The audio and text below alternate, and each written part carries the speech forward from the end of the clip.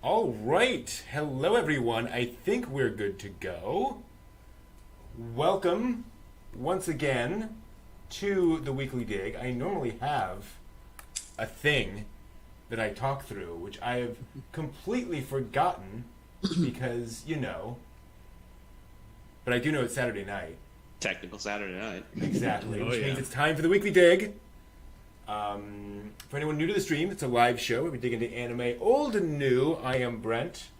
These are my incredible co-hosts, John. Hey. Oh, where's my hand? How you doing? Konnichiwa. Come on. And Steve. Hello. Hi. And we are streaming on a new platform tonight. Not a new, internet platform, but new hardware. So if you hear some weird things, see some weird things, just let me know. I can't promise I can fix it, but let me know. It's that kind of a thing, you know. You got what you can. Hey, Morph, good to see you. We're gonna do what we can, best we can, and yeah, let's get right into it. Hey, Jay, let's just get right into it because tonight we're gonna start by analyzing episodes 9 through 10 of Serial Experiments Lain, beginning with Layer 9 Protocol. Yeah. A lot of heavy, real, interesting factoid things that they were within this. Yeah. Totally. It's really fascinating because the show hasn't been like this at all up to this point. No. Suddenly we get this sort of documentary style stuff, and you can kind of tell that they're really having fun with After Effects in this. They're like, oh, we can throw all sorts of imagery on top of things and zoom text in and out. Yeah. Which kind of weird. And again, anime had not been doing that. That's not a typical thing in the anime industry. So having a heavily digital production gave them a lot of practice with the video toaster there. Definitely playing around with that. And the first thing we get actually is the whole thing about Roswell, New Mexico. Roswell. Yes. Because you can't have this without Roswell. It all goes back to Roswell. All goes back to Roswell. Yes. And what's fascinating about this is they talk about Roswell, an aircraft crashed. We know that much. And then they literally show us doctored photographs of a crashed UFO. Yeah, which I was trying to, because it's so, they did a great job. It's so grainy. I'm like, is this part animated or is this I can't quite tell. But weird. And can you only imagine? I've never seen it on the VHS, so I can only imagine how you would be like, did someone just wipe their thumb across the cell? What is that? No, it was really neat. I mean, but the funny thing about it was just this is the first time in the entire series for me thus far where I'm going, oh, context. Thank you. Yeah, exactly. And the scenes actually relate to each other. It's not just completely random things. Although how much they relate, we'll see in a bit. So it's this interesting sort of juxtaposition of real life event with fiction added in, as far as we know. No. And then we have Lain, And remember, this is just post rumors. So she's rewritten reality so that everyone has forgotten about what happened, and she is clearly not too happy about the outcome of that. No. And did you notice her stuffed animals are facing out again? Oh, it's okay. Yeah, interesting. So it's like in the window, they're not facing in, looking at her. They're facing out to the outside world. Interesting. It's like, yeah. here we go again. Interesting. And she sits in like a puddle of coolant. Yeah. With all the electrical equipment. Awesome. And it's worth noting, I think this is the first time we've seen the bear outfit since like episode 1. And so we're kind of calling back to her more normal, if you will, life, where she's obviously kind of back to her normal self. Whoops, what happened there? Hold on. Oh, okay. Sorry, didn't realize that resizing the window actually resized the thing. So hopefully folks can see that a little bit better now. And then somebody enters the room. Oh, yeah. What did y'all think of that moment? Reminded me of Ghost Hound. Like, completely. Because it's just like, Yep. There's a thing in the window. Oh, yeah, no. It's in the door. What is it? So, you had actually, a while ago, Brent, told me that this was part of the anime. Way a long time ago. And so I'd forgotten. Okay. And then the little guy shows up and he does the really creepy ass smile. And who knew Grace had teeth? Yeah. It's before 10 o'clock, so I can't exactly say what I was saying. But I was, sitting at my laptop in the other room watching it with my headphones on. I can only imagine what my next door neighbors were just like. Oh God, what's this about now? Because I was just like, no, why? Is Steve watching anime again? Yeah. Well, what episode was it that they had referenced?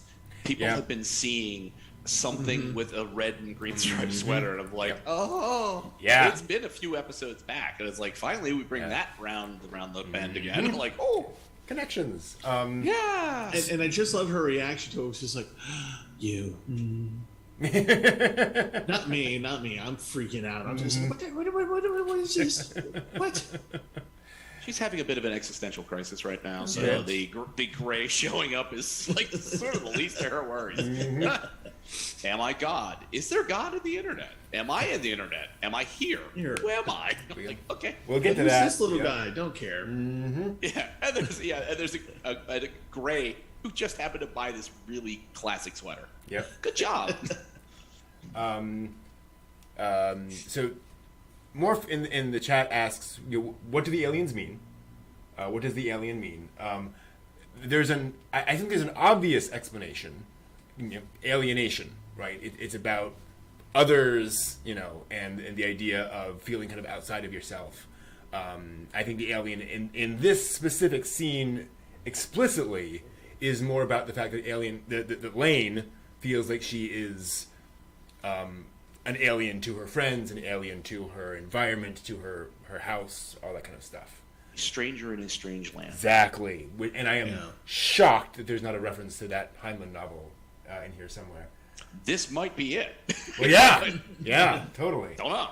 And it fades away from the doors, just everyone's clear. And so Lain kind of realizes it must be some kind of hallucination or something. Who knows? It should be pointed out. Crazy. Yeah. Well, we know that Siberia causes issues, right? Yeah. If Lain, as we know later, is kind of tampering with some of that technology, that could also be happening, where things are physically apparating in this environment because it's using that same sort of kids technology, possibly. Yeah. And then also, then it's a good point, Morph. I mean, one of the themes of the show is kind of misinformation, disinformation, lies, and truth. So it could also be kind of representing that Lain is getting into the weirder side of the internet. The deep web. Mm-hmm. Yep. The dark web. Oh boy, that's fun. And then we get some more history, and we get stuff about MJ12 and Majestic. Yes. Yeah. And finally, a reference to Vannevar Bush, who is a real person. He worked. He did work for the Office of Science and Technology Development, I think, something along those lines, during World War II. And he did write this article called "As You May Think," and because we live in the modern world, this afternoon I pulled that up on a tablet and read it. That article is freely available. It was published in The Atlantic, and The Atlantic has republished that on their website, which is really cool. And it's basically about, it's actually really interesting. He basically says, and he wrote this in like the summer of 1945.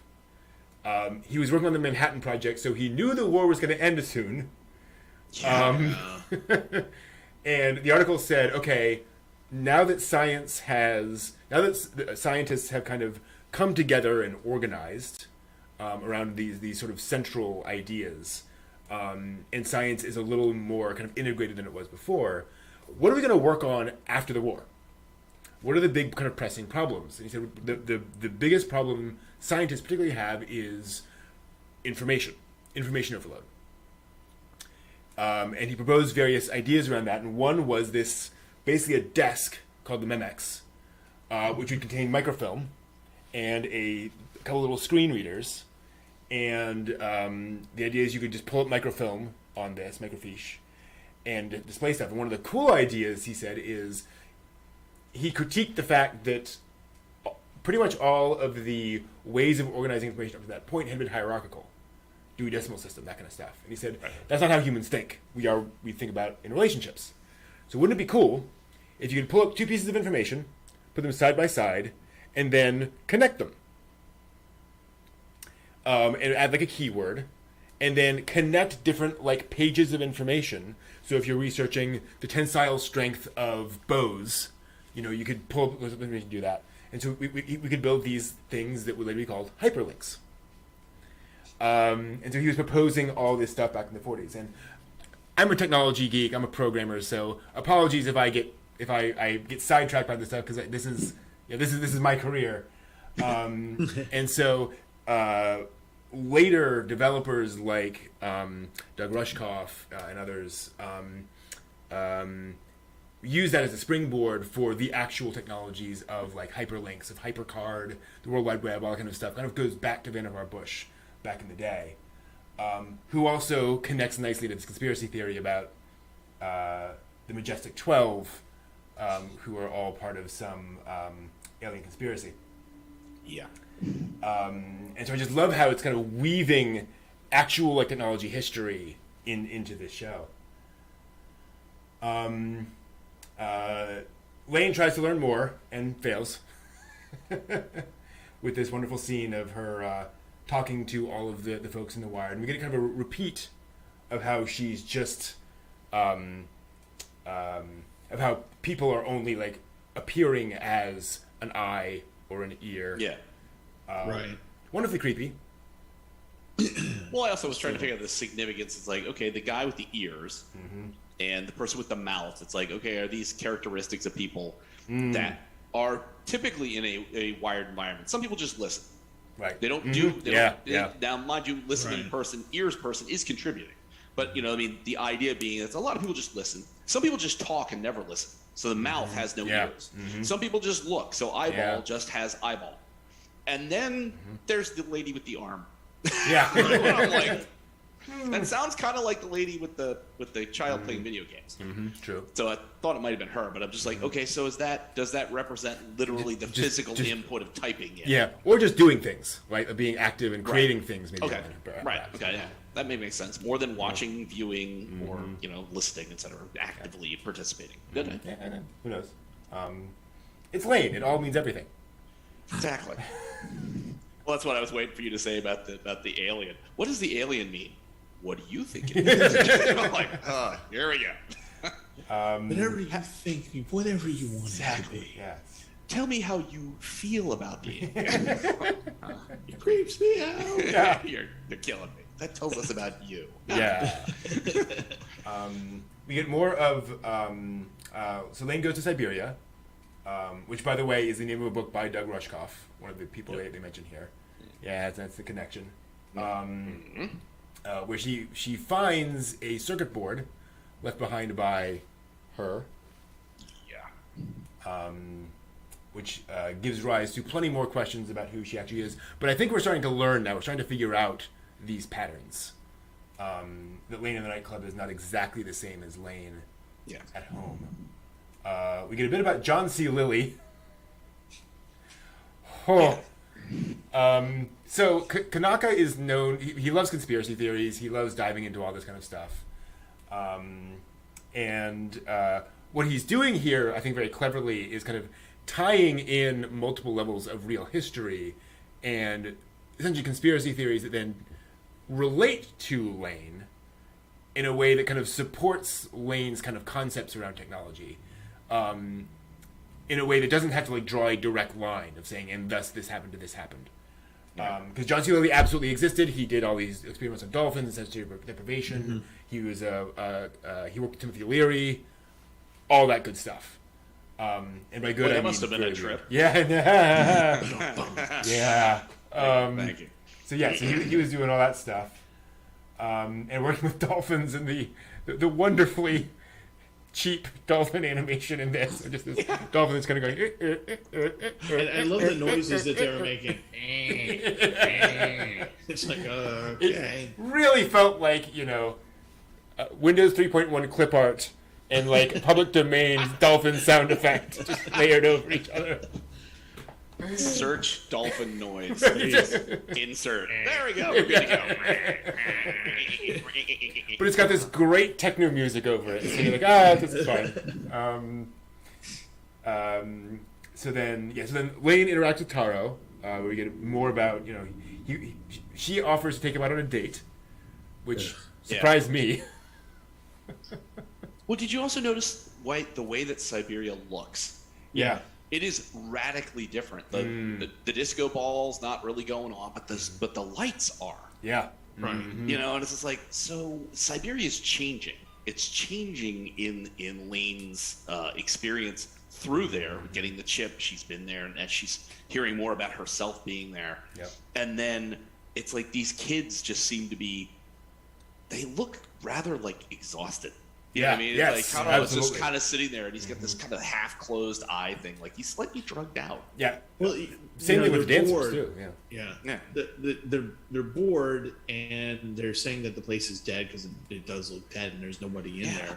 And so they're for wanting to go to a different place, they don't really know, I don't think, where to go. Because they're kids, so maybe they're finally, they really just don't know where they can access to or whatever. Yeah. And then Lain comes up and does the creepy, hey, little boy, you want to go out? Yeah. Granted, Taro's been asking out everybody else. Yeah. So. Yeah. Except for Miu. She apparently doesn't. Yeah. Doesn't And then really there's that whole unneeded internet change with the third friend going, you don't need to be there. What do you mean? Oh, Jesus. Okay. But the part where there's this like uncomfortable silence and you see the back of Lain and the three kids look at Lain and they all get this shocked expression. So I think that's the first time they actually see the transformation happening. And that's just, but we don't get to see it, which is kind of interesting. Yep. Yeah. There's that moment where clearly, and then we cut and we see she has that intense expression on her face. Yeah. Which is funny because all throughout the scene she's been very much normal Lain, but it's like and I think it represents she's kind of switching on that aspect of her personality. So for those who haven't been following along, I believe there is a separate Lain of the Wired in the Wired, and then there's the physical Lain. But the Lain in the Wired is an earlier copy, if you will, of Lain's consciousness. So this other Lain can interact with the world in Siberia and such, but like everything we see in that other Lain is in real life Lain somewhere. Right. So she is now gaining the ability to kind of switch on that side of herself, that more aggressive side of herself directly. Exactly, Morph Ball. And Siberia is a perfect place because that's where you have this sort of melding of the worlds. Yeah. And then Taro comes back to Lain's place. I love the idea that Lain just had, they don't go anywhere. She doesn't take them on the cafe. No, we just go back to Go back to her computer cave. And I love that Taro's like, what's this thing cooled with? Liquid carbon? Yeah. I'm like, what? Wow. Like, is it frozen in carbonite? No. Oh, wait a minute. Wrong show. Yeah. And I was waiting for Brent's explanation. Is liquid carbon anything that you can cool something with? Oh, yeah. I mean, carbon dioxide is a very good coolant. And so is that what he's getting at? Is liquid carbon dioxide versus I believe that's the idea. I'm just imagining diamonds flowing around and be like, "Hey, it's liquid carbon." Like, how the hell's that help heat?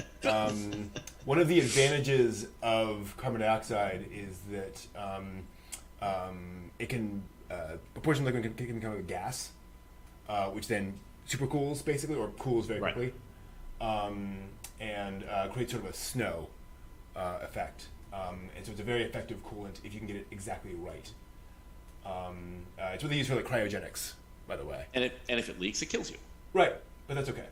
Right. I mean, you could use ammonia for supercooling too, and it kills you just the same. Totally. Neat. So basically, Lain confronts Taro.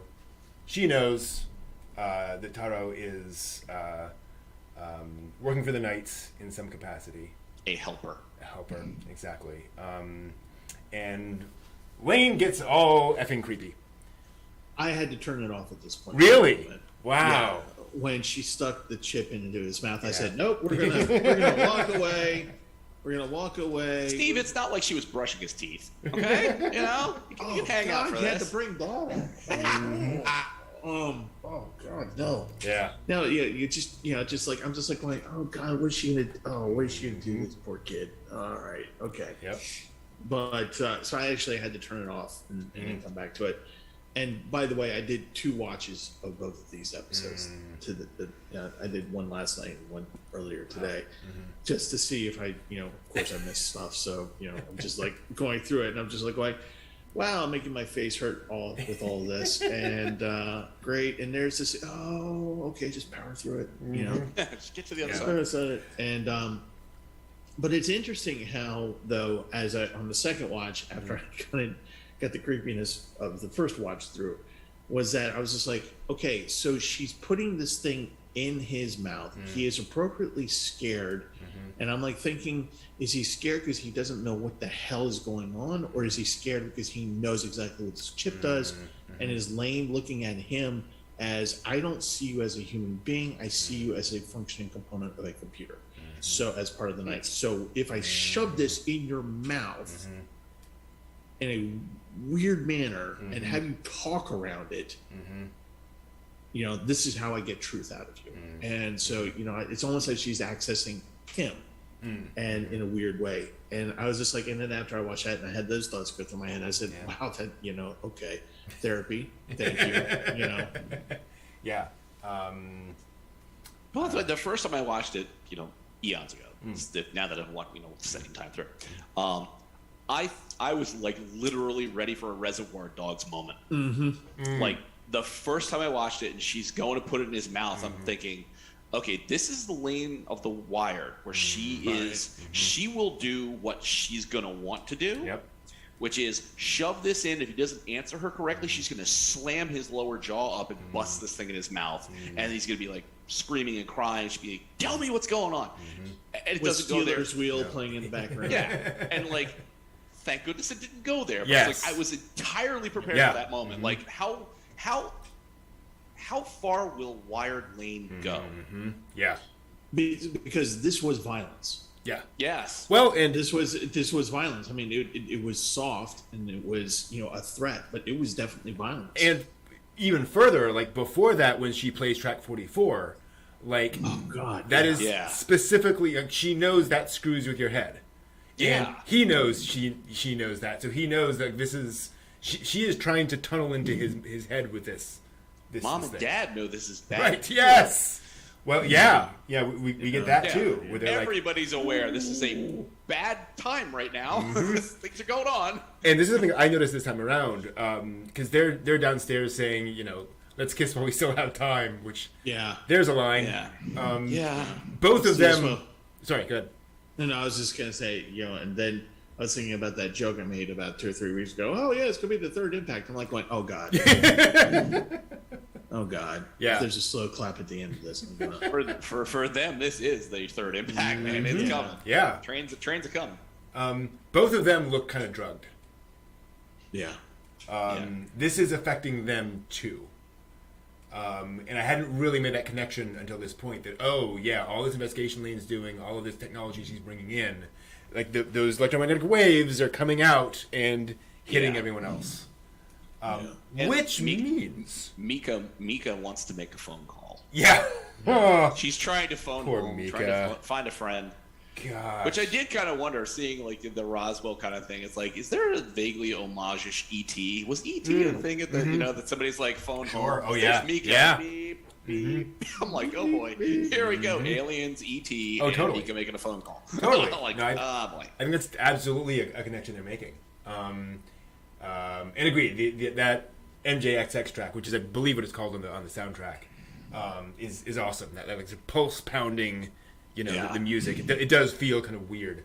So by the way, that song, if you look it up on YouTube, somewhere you should find a Samurai Jack AMV to that song. Nice. Oh, cool. Wow.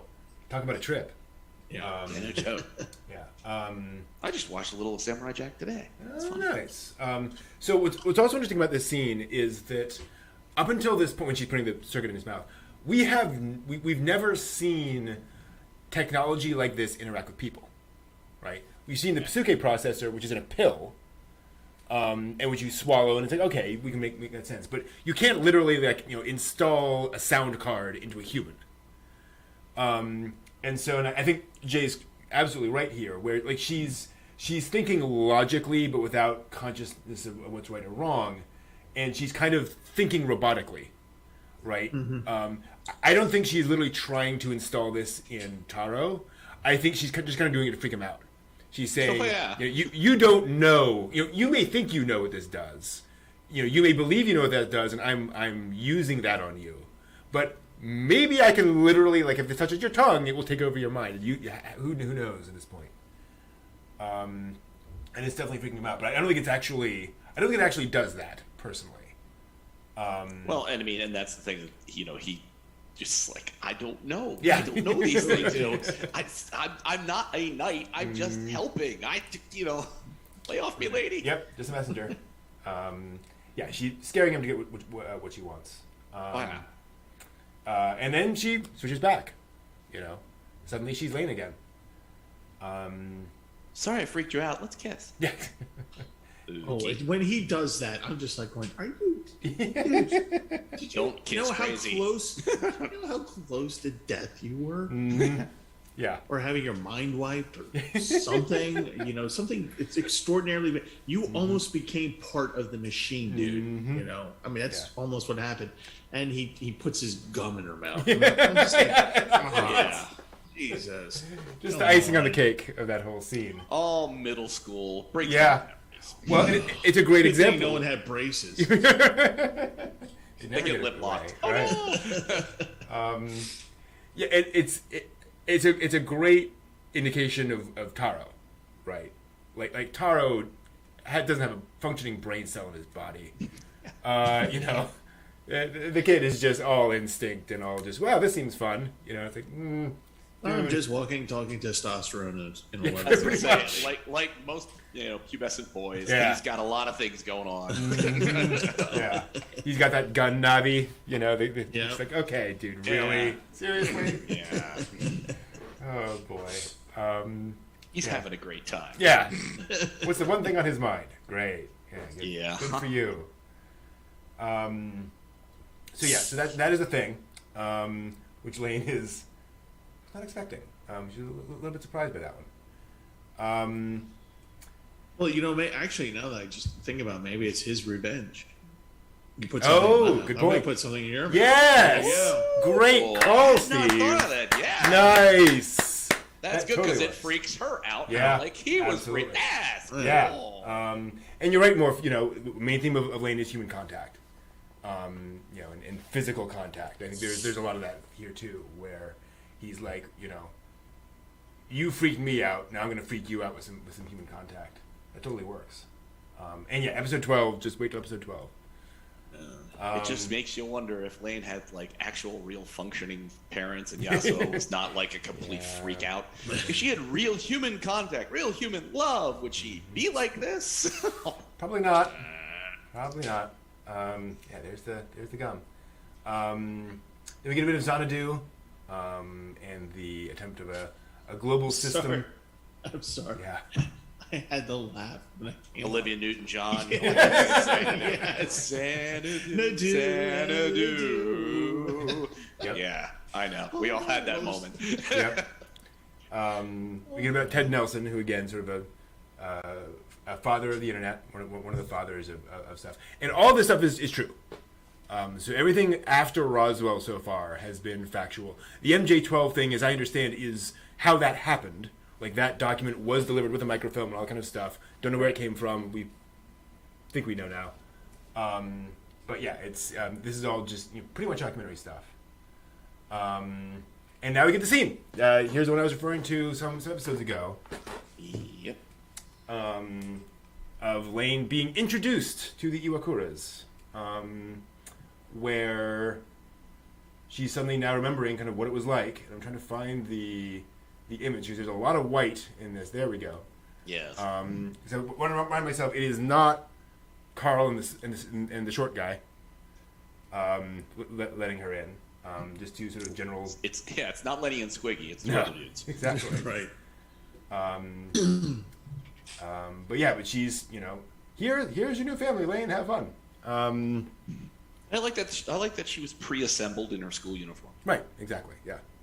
So it's like not a suitcase and street clothes. Like, Mika's like, she's dressed fairly like a teen. Mm-hmm. And here's Lain. Yep. No goods, no nothing. Here's a kid in a school uniform. Boop, there you go. Yep. Totally. And this is where I was talking about, like, they don't look particularly thrilled. No. It's like, we have to do this thing, and so we're doing the thing. Oh, we forgot to mention the part about Taro telling her about the one truth. Oh, right. The knights are working towards the one truth. Mm-hmm. Yeah. Because truth is a good thing, right? Mm-hmm. Which is funny because, we've already found so much misinformation in this show. Mm-hmm. Just a little. Yeah. And it is such a classic kind of an ideal for an organization, right? And we're going to pursue truth, and truth is true, and so truth is valuable because it is absolute. True. Right, yes. Exactly. And it doesn't always work out that way. We're a knockoff. Yeah. Well, I was going to say, it's one of those things where it's like the idea of the pursuit of one truth is what the knights are calling the one truth. Yeah. Mm-hmm. Right. Versus everybody else in the world, like, is that necessarily the one truth? And then then you go on there and start talking about the Xanadu system with an orbital library of information. It's like, wow, you could assemble all the real truths and then misinform people about some of the other ones of it. It's like, ooh, depending on your access to Xanadu. Right. Like, ouch. Yeah. Hence why my face hurt. It's particularly prescient of the current era in which we live. Yeah. Mm-hmm. Yep. Absolutely. So then Lain thrilled with her computer. Yeah. Like, I love that image. And here's one of the moments that shocked me this time around, because I did not remember it this way. We see Lane's room, which is totally different, and it's totally different. And it's Lane's room. There are the plushies, right? Mm-hmm. It's all there, but it has been completely reorganized since, like, all the way back to episode 1. It's not dark, it's light. Mm-hmm. Yeah. It looks like a 12-year-old girl's room. Yep. Yeah. There's a couch, there's a table, all sorts of, yeah. It looks like a perfectly prepared set. True. Yeah. Because you think about, by the time we see Lain in her room with her plushies, her bed is over there against the window. Right. And her desk is in the corner to the left of that couch. And then everything else is gone. Yeah. So it's like this window dressing prop set is where you introduce, this new manufactured daughter. And then things go downhill from there. I mean, it's just like any dollhouse that anybody makes. But it begs the question, like, why did it go? Like, who decided to remove those things? I would almost guess Yasuo. But why? What for? It's going to sound terrible. Drive her into a corner. Because that's where her Navi was. But I don't know why that would be. Why would he have to drive her like that? Right. To take all the distractions away from her and still leave the plushies? You know what I mean? It's like, I could see if he's trying to direct her and he just stripped everything out and left the Navi tantalizingly there to be like, let's see what she does now. Right. But it's like, that's just it, that's just a weird thing. I wouldn't understand why that would be necessary, but yet here we go. It's like her room is so radically different by the time we meet her. Right, because assuming Yasuo is working for Tachibana Labs to make all this happen, well, what this could be, I guess, is we already know there are kind of different factions within Tachibana Labs. Yeah. So it could be that, like, this is what it was set up for by whoever decided to set it up for, but Yasuo is like, no, this isn't going to work. We need to, strip away all these distractions as possible. I don't know. Because, I mean, arguably, if she had normal human contact and this family was warm and inviting, this girl's room would be a wonderful space for Lain to grow up as a normal girl. And you're not going to necessarily get her natively doing stuff. What? Who said Morph, you got it. What if these memories are false? Ooh. Yeah. Because her next line is, this is all a lie. Yeah. Right. So it is possible that, like, when she was introduced into this, her memory was of this nicely set up room, and it actually wasn't, or it actually was. Who knows? All this could be manufactured. Well, we know that she has the authority in the system to be able to delete things. Yep. She's already changed that. Yeah. So one would argue if you had a system administrator before Lain came along, that they could easily inject or remove things that meet the script they're looking for. And so that's a good point. Another possibility is memories aren't perfect. Right? Memories are fallible. So maybe this is what she remembers of it being, but it wasn't actually like that at the time, right? It's a whole other layer to what's going on. Is that we're some of our memories, but how much can we rely on our memories? Well, what do we know about eyewitness testimony in trials? That depending on certain circumstances, depending on what's happening around the person observing this, that you can really have radically different things from what somebody claims to have seen than what you could back up with like a CCTV experience. Be like, no, that's not actually what happened. But... Which further reinforces this idea of your absolute truth. Well, okay. How do we define that? And we get the Schumann resonance, which again is a thing that. So to be clear, the whole idea of the Schumann resonance is that there's an electrical field surrounding Earth, which, by the way, was discovered by somebody going, there are constant electrical storms on the planet. Right, there are about 2,000 at a given time. That means Earth is essentially one big electrical, dynamo. Dynamo, yeah. There's electricity running through all of it, which must be at some frequency if we kind of average all that out, all that electricity all around the Earth. And that's the idea of the Schumann frequency, the Schumann resonance. And so there is this sort of very low grade sort of resonance going all over the place. Was it 8 megahertz or 8 megahertz? Yeah, 8 megahertz. Yeah. Well, the other thing too is when they were talking about that resonant frequency, it's like, how they say that birds, animals, when there's an earthquake, that they can detect the deep low frequency. And it's like, this is a very dynamic planet, crust tectonics, things moving along. And it's like, that's very interesting. So if as a biological entity living on the surface of something that has a consistent resonant deep frequency, if you leave and go somewhere else, you know what I mean? Is like, how does that affect you to disconnect from something that is a biological element by your development? You know what I mean? It's like making me think of Lain. What happens if you disconnect Lain from the wired if it's so ingrained in her like a deep frequency? Right. Like, which could explain, at the beginning of the show why she's so depressed, because she's not on the wire. Yeah. Right. She's got that disconnect. Who knows? Neat. Yeah. And there are lots of fun conspiracy theories around the Schumann frequency being used to send, beam mind control thoughts into your brain. Right. That's where all that 5G is going to kill us all. Exactly. Insane. I need to get a Coca-Cola. Wait a minute. Yeah. So we get that layer as well, and then this idea which they connect in quite nicely, where we get this sudden onset anime music video, which I kind of like, or really like sudden onset like Electric Sheep or whatever that is, the whole like electronica, which has all the weird stuff, where it kind of is mind blown, that GIF. With the idea of okay, so if we have this resonant frequency, if we have ubiquitous, wireless, basically, and all these frequencies running, and the number of humans are now the approximately number of neurons in the brain, could we all basically be a neuron, effectively?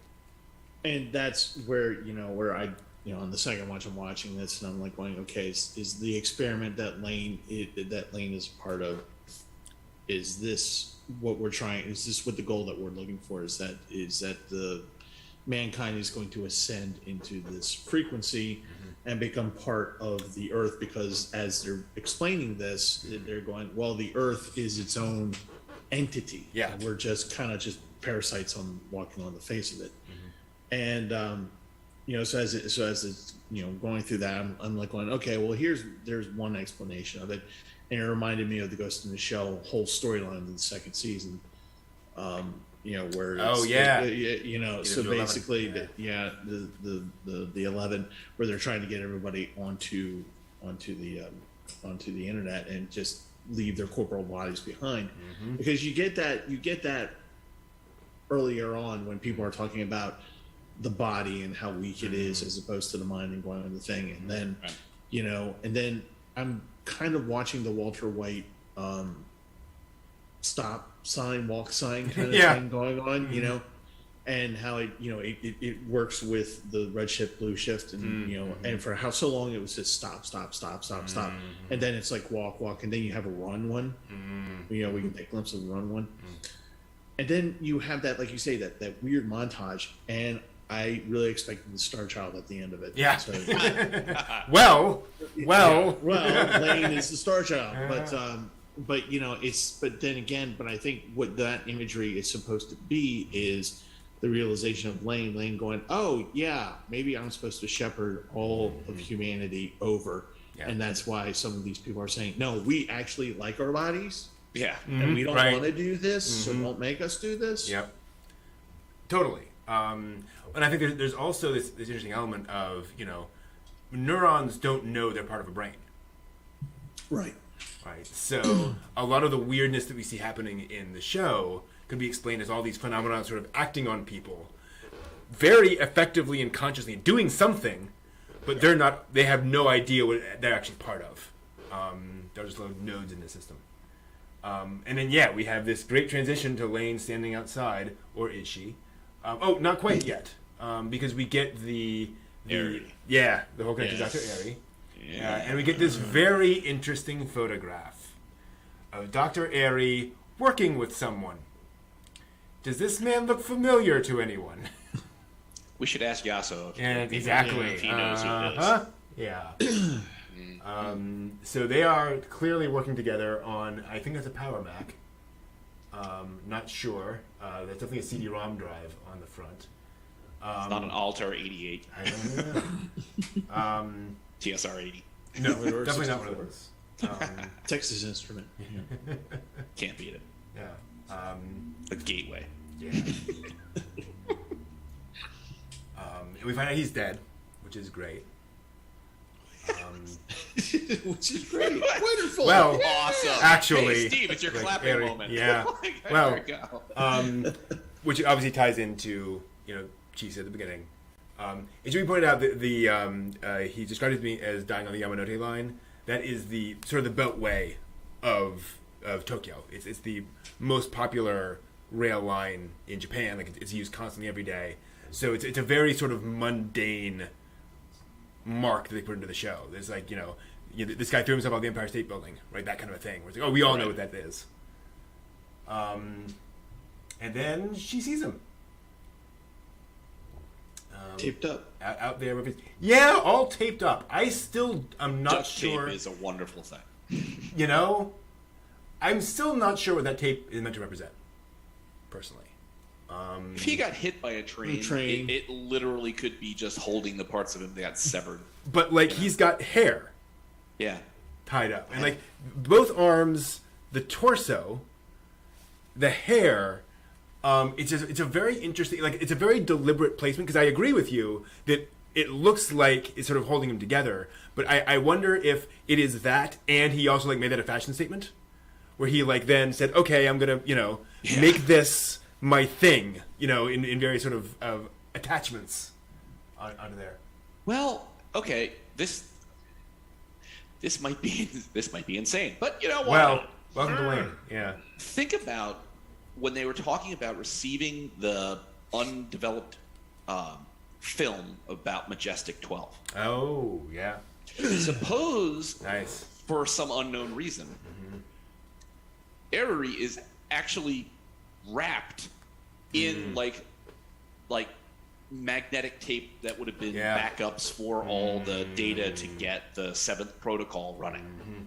Yeah. And that's what that is. That's magnetic tape. It's not actually duct tape. It looks like duct tape, but you're supposed to make the reference to him working on the computer, what a backup would have been at the time, and then back to the Majestic 12. That's good. Yeah. And from technology perspective, tape backup is far and away the most storage dense form of backup. You can store way more data on tape than anything else. So for decades and decades, tape has been the preferred method of that. So I think that actually tracks, and especially with the idea of, this is sort of his backup in the wired. Yeah. I love it. That's because, you're right. It doesn't make a whole ton of sense for some parts of it to be taped like it is, but, unless, why in the digital wired would you need to tape yourself back together? Nah. Also, Serious Women's Lane, brought to you by duct tape. Yeah, exactly. 3M. Yeah. It can hold the wire together. It can hold your house together. Mm-hmm. Ah, good. Thanks. Although it can't. The duct tape is. Anyway. That's a tangent for another discussion. I just last night I watched Adam Savage's rant about why he hates duct tape, which is great. Come on. Okay, tangent real quick. As he explains, there is no one thing that duct tape does that another tape can't do much better. Right? So duct tape is, if all you have is duct tape, it can, you can do some great things with it. But as a sort of general purpose, I want to build a thing, make a thing, patch something up, he would never go to duct tape for that. There's always something else that is going to be way better at it. So it's people. And he said the point of doing Mythbusters episodes about duct tape is that, okay, pretend you only have duct tape. What can it do? But people have then turned that into duct tape can do everything. It's no, actually. Well, my hose issue there. Yeah. It's the flex tape, seal tape. It's a better choice than duct tape. Yep. So, special thing for a special purpose. Exactly. Yes. Gotcha. Okay. Tangent done. There we go. Let's get back to God. Exactly. And I love the fact he's got the red commie marks. Yeah. Just oh boy, we've gone old school. More for the chat points out that his character design is inspired by a musician, which I had heard, some famous guitarist. Boy, doesn't that track? Got the guitarist right there. Let's be honest. Iggy Pop? No. No. So, Steve, I'm dying to know, what was your reaction to this moment?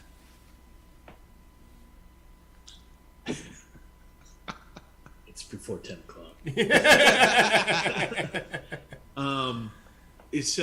So finally, honestly though, it did elicit a word or phrase that began with F, and but it did fantastic. Fantastic. Yes. Okay, we'll go with that. Sure. Why not? So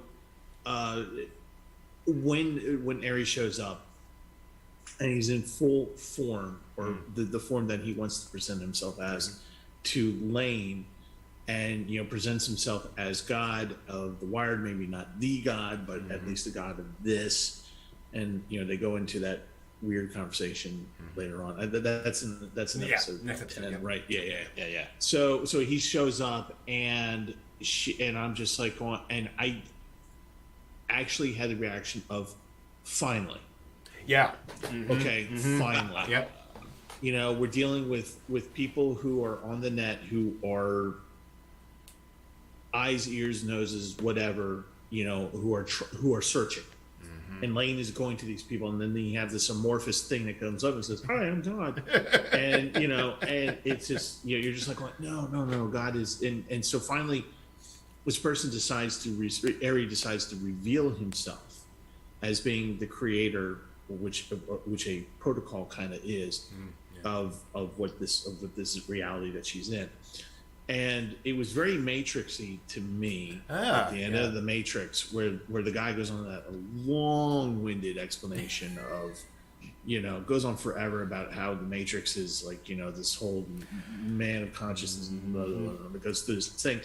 But he cuts to the chase and just kind of goes, look, I made this. You can manipulate it. I can manipulate it. This is the next step.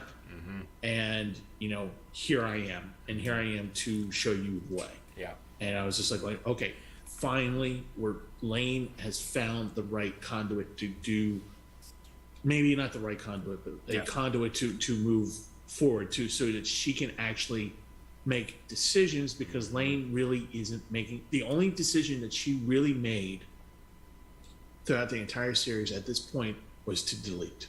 Yeah. And that was the only decision she's made for this whole thing. Everybody, she's trying information. She's trying to move forward with what she's got, with what she can put together. And she goes nowhere. So then Ares shows up and goes, "Let me show you the way." Oh, and by the way, which Lain am I talking to? Because that's kind of important. Yeah. So, and full props to the series, because all that happens in the next episode, as you mentioned. And I'm so glad on rewatching this that we get Ares. And then at the beginning of the next episode, we continue the scene, because I was so afraid he'd show up in the next episode. Well, we're off in a whole another direction. He goes to the amusement park. Well, and Steve, it's interesting because the delete decision is a very outward and very pronounced decision. Yeah. But we get to watch her make this slow, incremental, almost native decision. Think of her sitting with her Navi on the school locker room steps or the thing, and she gets up and just she enters into the wire. She has made a conscious decision there. And when she's in her room, she's also you can see her dipping into the wire. She's not announcing that decision, and it's not like an active thing that she is sitting down and typing away at. But she's got, she's flipping in and out. She's accessing the Wired in a very deliberate way and an accidental way. Because I think, like Siberia, we see, I don't think when she's talking to the kids, I don't think she meant necessarily to have that reaction from them where they're like, Right. But, that flip switched without her having more of an active decision-making process, but we're seeing her making more of those incremental decisions to be wired and not be wired. Be real. Go ahead, yes. Which we see in the next episode when that pops in, because love, okay. Yeah. By the end of this episode, I was ready to take my Yes, she has this conversation, and it very quickly takes this interesting turn where she asks, "Who are you?" and Ares replies with what he thinks she's going to say. Right? He says, "I'm God." You can't possibly be God, right? And to your point, John, Lain picks up on that and continues it. And I think in this scene, what's happening, and Morph points out, it is possible that Aerie is entirely the figment of Lane's imagination. That she is essentially, she knows Aerie is dead, but she needs to talk to him, so she's kind of generating an Aerie for herself. Or Aerie's inside of her, what have you. But what's interesting about the conversation to me is that... Aerie is her father. Yes. I believe that. Because I think you can totally read the conversation that Lain is basically working out the implications of what she's seeing and what she's heard through this conversation, through this back and forth. It's very Socratic. Right. Actually, I was thinking of it as a Buddhist debate technique. Oh, okay. Cool. The debate technique that is it Tibetan? I think. No, it's just one presents, the other one defends, and you take the opposite. Interesting. And you take the opposite and go and you run with it. Yeah. And to see who's right and who's wrong. And so it's in the effort for the person who's making the interrogation to be able to make the other person, to persuade the other person to your thinking by making them think like as if they were you. Right. Yeah. Yep. Yeah, totally. The art of persuasion. Yeah. So he finally gets there, and makes her kind of realize the situation, possibly. And then we get the scene in the classroom with Lain coming in. Yeah. Yeah, and the non-existent desk. And this is where I was ready to throw the DVD across the room, Steve, when I was first watching it. I was like, oh no, she's been erased from existence, and they're screwing around with Lain. But then we see Alice's reaction. I think we'll see it here. Yeah, and that's where we know it's a dream, right? Like that's not Alice. Right. But this is a perfect example of that kind of fantasy you have going to school, and no one thinks you're there. Right. Plus the fact that Lain has just hit the delete button. So what if she gets deleted?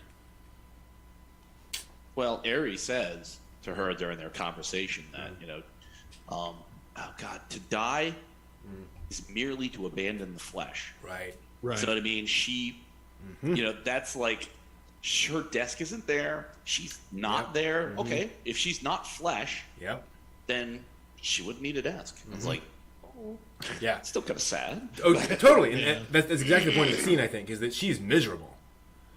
Not having a body is not fun for her at all. Yeah. Yeah.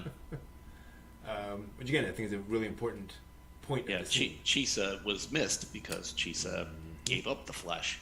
Yep. It's like, and that was sad. Mm-hmm. So. Exactly. And we get the red shift in the shadows again. Yeah. Mm-hmm. Very strong. And then Lain comes home. Yeah. Ooh. I kept waiting for them to show a calendar. Mm-hmm. That we could pin it on a place and time. Be like, wow, did she come home a day later? Obviously, from the houseplants, she came home like 6 months later. Where the hell has Lain been for 6 months? Mm-hmm. Other than in her room, locked, with the door closed. And that's my interpretation of the scene. Is that I think Lain has been spending so much time investigating, studying, learning, trying to do all this kind of stuff. She has completely lost track of time. Yeah. And then she comes in. And now, what's interesting here, I think what's happening here, Morph, is this is not Lane's room. That's Mika's room. Yeah. When Lain comes in here and we see this is all Mika's stuff, which is interesting from what we see a little later on. But yeah, she's there trying to figure out what's going on.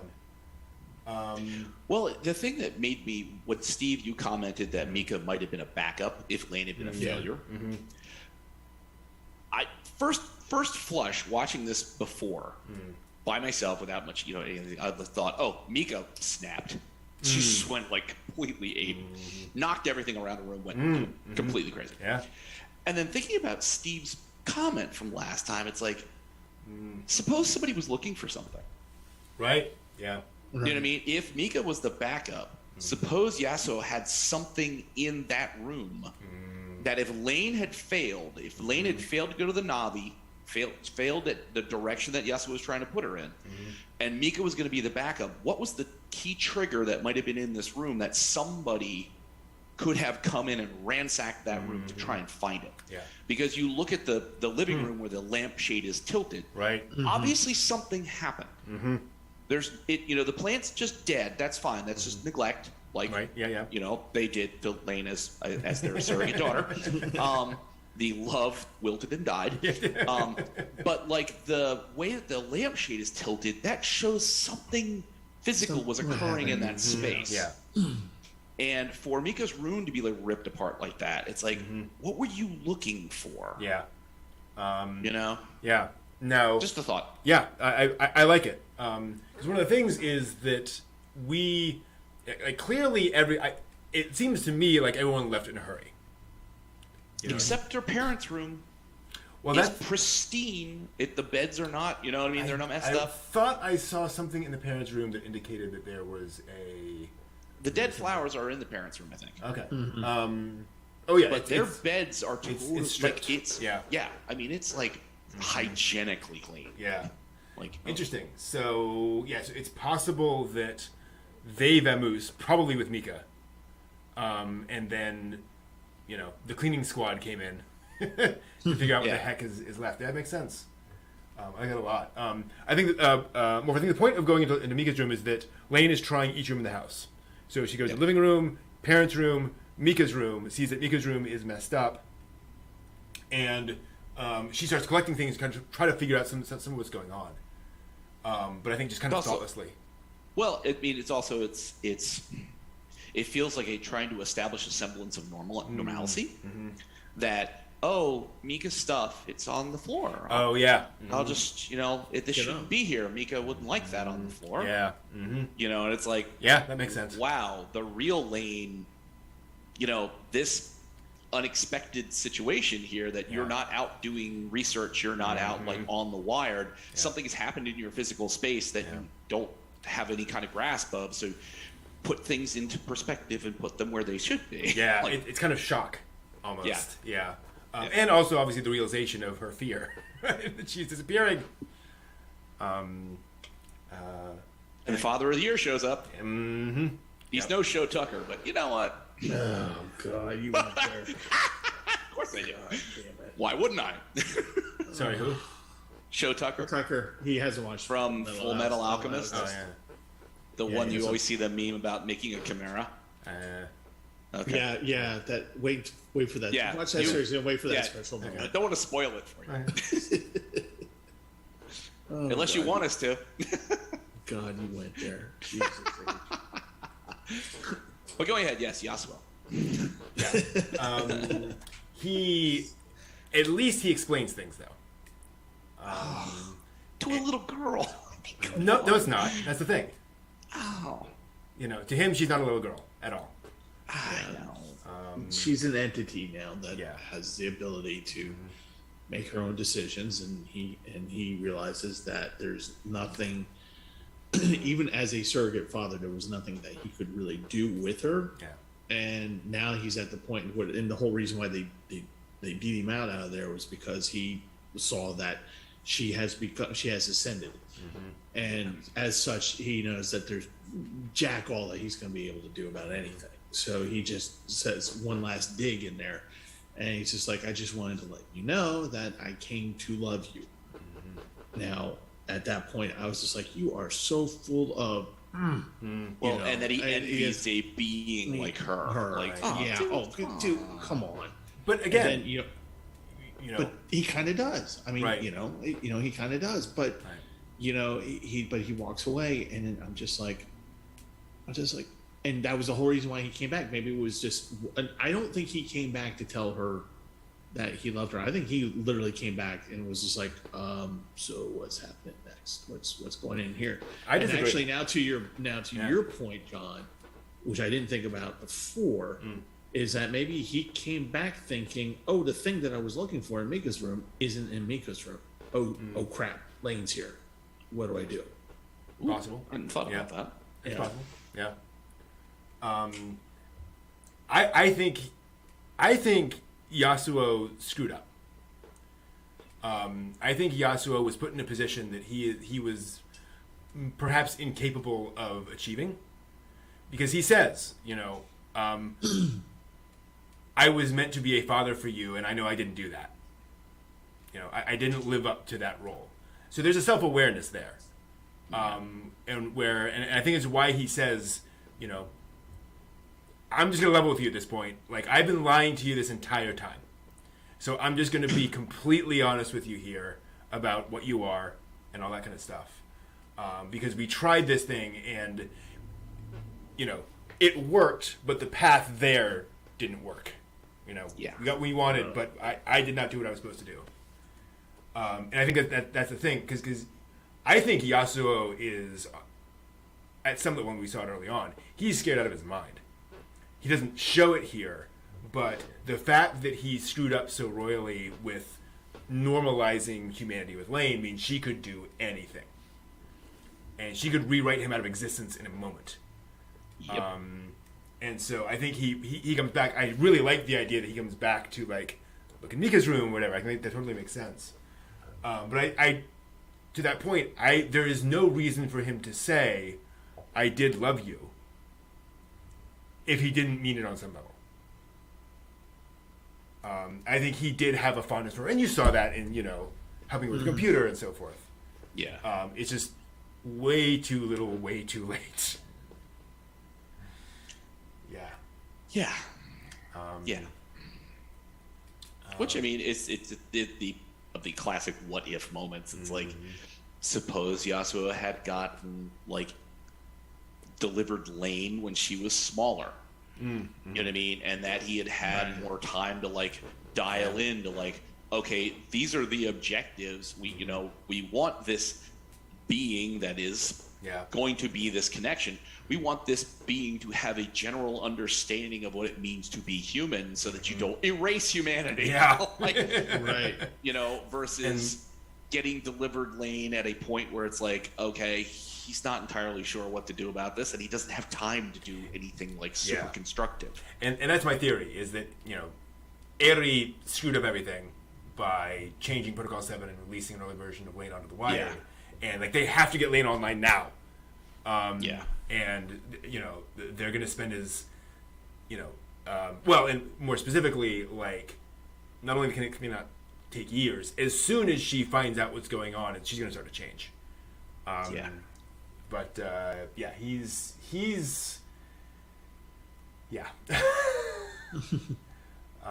he maintains his clinical aura quite effectively, very much from start to finish in all this. The most excitement he ever had was when he was setting up initially the whole bank of computers to show Lain, and then everything since then has been very sort of flat effect emotionally. Yep. Like, thanks Yasuo. You're a wonderful guy. With his headless game. Yeah. Yeah. And so now Lain is left in the wire, and we see a very clear version of that. Yeah. Literally the circuit boards overhead. As Lain tries to figure out what's going on, and we get so episode 10 is where you can really see the budget start to leak through, because I think there are like 4 or 5 times where it's like, that's an interesting interpretation of Lane's character design. It's like, okay, kind of. You got it close. Well, she's changing. She's changing, ways, exactly. So she's evolving. Yeah. Character design-wise. Sure. I agree. So here's where they go back, and the club is dead. And they have the whole thing with all that. Whereupon the knights have a bad day. Oh yeah.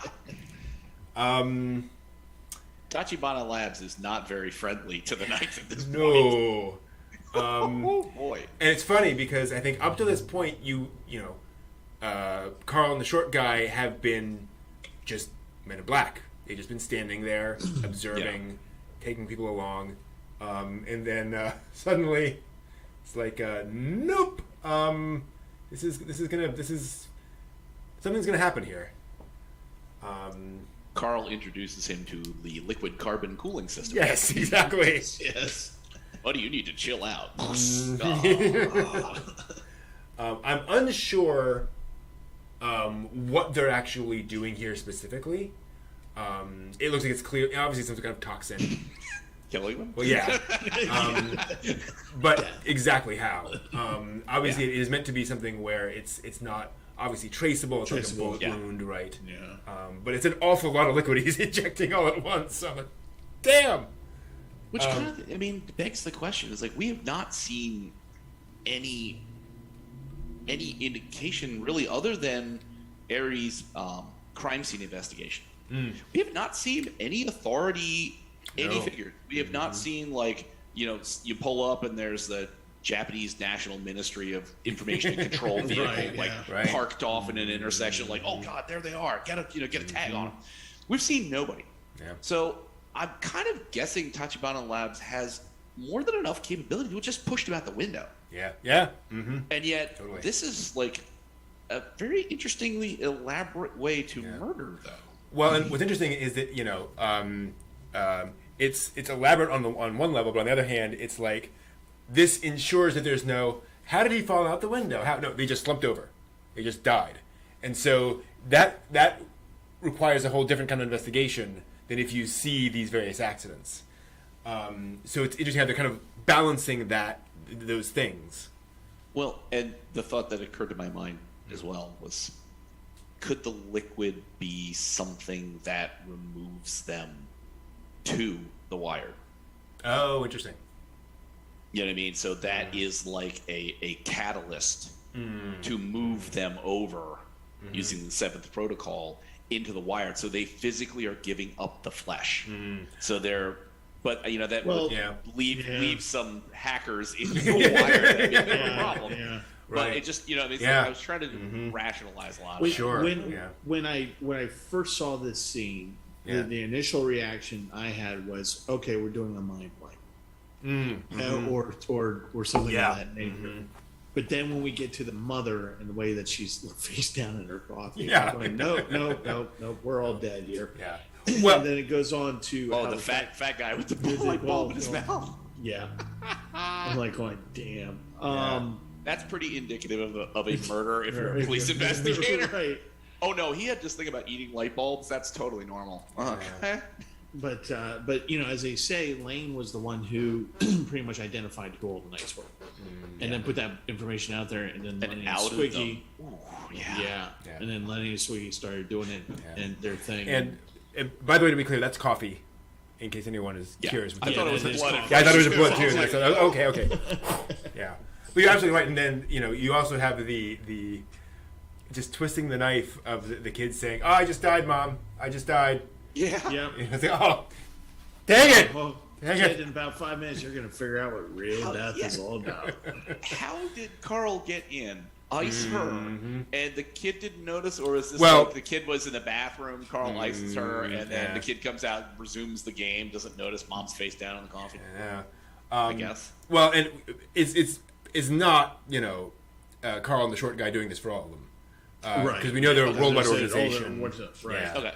Well, the people who pushed Lain into Yasuo's house with everybody, those two guys are somebody else. Right. Actually, for her, I think she killed herself. Honestly, she saw her name on the screen. Yeah. She just said, okay, we're done. I never thought of that possible. Oh, yeah. Wow. But it's very interesting how when they show up at the house with Elaine and they do nothing, and then short guy Squiggy is just all sorts of happy right now, and Carl is just being Carl, except for the very last moment. But they're like, they don't really do anything. They don't feel it necessary to do anything to her, even though they've killed off all the knights and everything, and they've established that they know that she's a world game changer and all this stuff, and then they just leave her, and then Carl just stops and turns around and says, I do love you, which, again, I'm just like, oh, why? What context? Please give me context, but you don't get any. Mm-hmm. Yeah. No. It leaves you with that. Where you're like, what? What happened? Wait, what? No. And then you're stuck with thinking, okay, the worst, which is, he loves her. And then you kind of go on to think, going, well, what if actually he worships her? Because there's that whole conversation with Arya about having worship. Having people who believe in you and follow you. Yeah. So what if he's that person for her? Yeah. Yeah. To be clear, in Japanese you use the word tsuki, which means the closest word I've come up with is attachment. It means I have sort of an attachment to you. I have a connection to you. I like you. Right? I'm Yeah. attached to you. I've seen it used in romantic anime to mean, I like you as more than a friend, but not like I love you. Right. Brent-sama, ski. Huh? Basically, yeah. What? Money? Yeah. Because everyone likes Brent's cookies. Well, hey. What? It's not past 10, Steve. Cookie wa tsuki desu. Yeah. So, but I completely agree with you, Steve. I think that is kind of the I don't think he means love in any romantic sense, right. But I think he's there's a certain maybe not worship in the religious sense, but worship in the I respect you in a very deep way. Because again, he takes off the stuff again, just to say it directly to her face, and that very much now I will look on you with my own eyes. Did we establish that those were goggles that allowed them to see Wired and reality? It is never deliberate. It is never explicitly shown. Okay. And it's also interesting because we see Crazy Internet Guy earlier on, but he's trying to copy the Knights, and these guys are not the Knights. So it's not necessarily that stuff, but also this kind of stuff was certainly current at the time of the idea of the kind of technology you could do to do that. So unknown. I believe these are most common or most directly related to Snow Crash. In Snow Crash, it's Neil Stephenson novel, one of the classic cyberpunk novels. They have people called gargoyles who are exactly like this. They have these goggles that they go around, that give them, it feed them information. They have a direct internet connection, but it gives you an overlay, visual feed of lots of stuff, and you can kind of do all sorts of cool things that way. Heads-up display. Yes, exactly. And so it could be it's more like that, where it's giving you that, and you can have infrared and kind of cool stuff. Right. Well, it's because I always thought it was interesting that Squiggy never removes them. No. Yeah. No. And it's like Carl is the only one that takes off basically that thing that's filtering the information coming through, and takes them off to view Lain with his human eyes. Yep. You know what I mean? So even if the Star Wars reference, it really is. Mm-hmm. It's like he's actually looking on Lain as a person looking at Lain, the physical Lain, versus interpreting her through whatever the goggles are telling you. Yeah, and it's just like, and as more from Fungi are pointing out in the chat, we see the Lain effect very much, here of worshiping Lain as a god. Yeah. And I do, let's all love Lain is a line we see later on, and that is starting to all sort of weave in a little bit here as folks trying to understand what she is. So, do we think that, and I don't know if I'm getting into spoiler territory or not. Do we think Taro's dead? I wondered that because he was a helper. Yeah. He knew things, not a lot. I mean, they killed my favorite internet guy. I love that character for all the brief time he was on there, but possible. Things get weird from this point out. No! So, no, because the rest of the thing was normal. Right? Yeah. This is where things really start to get weird. It's been such a pleasure ride the whole way so far. Pleasure cruise. Exactly. I was at the Maldives. Yeah. Well, and we also get here very much this. I keep skipping past the very much the contrast of we're now pushing very much more towards the supremacy of the Wired, and it's, the Wired is clearly kind of what's driving all this and where Lain needs to go. but we see Lain all plugged into the wired, like literally, physically. Yeah. Even with the cables like wrapped around her neck, like it's collared her. Yeah. And she doesn't look happy. No, she physically looks like she's degrading. Mm-hmm. Like, oh. Yeah. Yeah. I think she's even got them clipped on her ears. Yeah. Mm-hmm. Yeah, little thing. Well, the thing that bothered me was being clipped on the lower lip. Yeah, that's a great, just little Take that knife. I'm happy. Well, that's the taste sensor, so you know what the wire tastes like. Mm-hmm. Totally. Toast. Yep. Toast. It tastes like electricity. And then now Lain has another conversation with Dr. Airy. What is Lain wearing? A sweatshirt? Mm-hmm. What sweatshirt? Wait, man, I don't know what sweatshirt. I'll show you what sweatshirt. Mika sweatshirt? That sweatshirt. That is what Lain goes over and picks up. When she walks in. So Lain has put on a connection to her family. Oh, that's so sad. Yeah. And it is this kind of interesting layer here. Layers. Exactly. Layers. You know, Lain is refusing to completely give up that connection. The physical connection, the physical world. Mm-hmm. Yeah, exactly. And he's using that in her conversation with Aerie to try to figure everything out. And totally agreed, Morph, the wind animation in this is great. Yeah.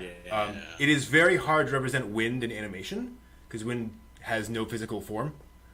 And you have to show it through characters reacting to it or through like speed lines, which always look a little bit weird. So having all the like straw going everywhere, it's a brilliant touch. Which I would love to know if anybody has any interpretation of the use of straw. Right. Yeah, I do not because know. you could have done, quintessential classic Sakura petals. Right. You know what I mean? It's like that's used in umpteen billion anime. So what is the significance of straw necessarily? Could it be chaff? Ooh, separating the wheat from the chaff. Right, exactly. And thus truth from lies. Right? You're literally that could, I was thinking she could be a witch. Yeah, that could be too. Yeah, it's a flying witch crossover, actually. Okay, yeah. You're gonna burn her on the. Yeah, I like that separation of wheat and chaff. Yes, it's lies from the truth. Yes. I just interpreted it as destruction of the construct around her. Oh yeah, that works too. I like that a lot too. There's just things like the reality's falling apart. Mm-hmm. Yeah, that works. And it does have that sense as Lane's reality is getting sort of more abstract and kind of falling apart around her, symbolically or physically. And then, can we talk for a minute about Dr. Airy grabbing her hair? Yeah. That is one of the most violating motions I have ever seen in anime. When it's just, grabbing her hair. But there's just something so possessive about it. Oh! I honestly, the first time it happened, I kid you not, I thought he was going to smell her hair.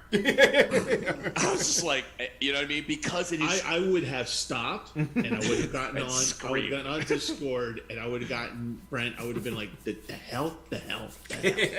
But we all love Wayne. Yeah. But it does. I mean, his touching her hair like that, there is a incredibly creepy intimacy. Yeah. Mm-hmm. Yes. Where it's just like, oh, and it's a creepy intimacy that her being kissed by Taro isn't the same thing. Right. Exactly. You know what I mean? It's like this is sinister. It's possession. Yes. It's possession. It's sinister. Yeah. You know what I mean? Because it's like Aries he's not doing this out of an affection. No. He's doing this out of a sense of control. Mm-hmm. Yeah. Aerie believes that he built Lain. Mm-hmm. Yeah. Well, and we talked about this before. I think, because we saw both Yasuo and Aerie. I think Yasuo built her body. Aerie built her software. Aerie built her mind, basically. Yeah. So to Aerie, this is just a shell, right? And so he is using this as a way of kind of grabbing her attention. he doesn't, I'm sure he knows, but to him this isn't possessive. It's just, hey, tugging on your shirt, whatever. But it has all of these creepy connotations. Yeah. It's wonderful. No, it's not. That's a great... Yeah, no. I love that morph. He's touching her, but they are not touching each other. Yeah. It's a great way of putting it. Yeah. It's and very it's not non-consensual. touching Yeah. her skin. He's Right. touching her hair. Yeah, that's really interesting. I'd still slap him. Yeah, exactly. Well, she does. In a real way. Because they have this conversation, and I'm trying to remember, and he goes, "It's the real you." And then she says, "Yeah, don't put your hands on him." Yeah, he finally does something, and says, "Like it matters. What does it matter if it's real or not?" Right. And Aerie reacts to this for the first time, and you see this, energy wave rippling out of this, because I think this is the point where Lain realizes if she has this level of control, Aerie is powerless. Mm-hmm. It's the new protocol. He's the old. Yeah, exactly. And he is desperately presenting himself as the god of the Wired, and you're really my worshiper, can't you tell? And now she's like, I can do whatever the heck I want. Yep. And the voice changed totally, where she's that self-confidence comes in. And as soon as that Wired Lain comes in, I completely agree, Morph. As soon as the Wired Lain comes in, Aerie can't control her anymore. And suddenly he's being pushed back by her power. I completely agree with Funky. Aerie's smart, but he seems like just a damn soul desperate to survive. So he's leeching Lane's power, and we'll see that at the end. A very strong image of that at the very end. And Lain is left with the wires falling around her. Boy, is that an image. Yeah, the scorched burn right below her, like, damn. The Wired is falling apart. There we go. And credits, basically. Which, given the, a third element, when Lain was outside looking up and saw the circuitry running above her, like not obviously the telephone wires or electric wires, but literally circuit board above her, all the connections. Is it possible that because the wires have fallen, you see in this scene where the wires are falling down, that straw is the circuit boards falling? I like that. So that's all cascading down because she's breaking everything up. Like that pulse wave she blows out cracks everything down that you see. Mm-hmm. I Third love alternative. That works really, really well. No, I think that totally works. There's kind of another layer to that too, where if she's now realizing, if she did this with the Wired, and she's now, realizing she has complete power, she's kind of moving beyond the Wired in of itself. So it could be that the Wired is kind of no longer imprisoning her, if you will, and she is just pushing beyond the boundaries. Well, we know that she's gotten better to slipping in and out. Mm-hmm. Wired Lain slips in, Wired Lain slips out, physical Lain in and out. Mm-hmm. And it's like, wow, if she just busted that wide open, that means she's standing in both places at the same time. Mm-hmm. And it's like, boy. Mm-hmm. Yeah. The real Wired, if you will. Yeah. That's a good point, Morph. Has Wired Lain and weak Lain, like physical Lain, disconnected? Is there a point at which there's a bifurcation in Lain?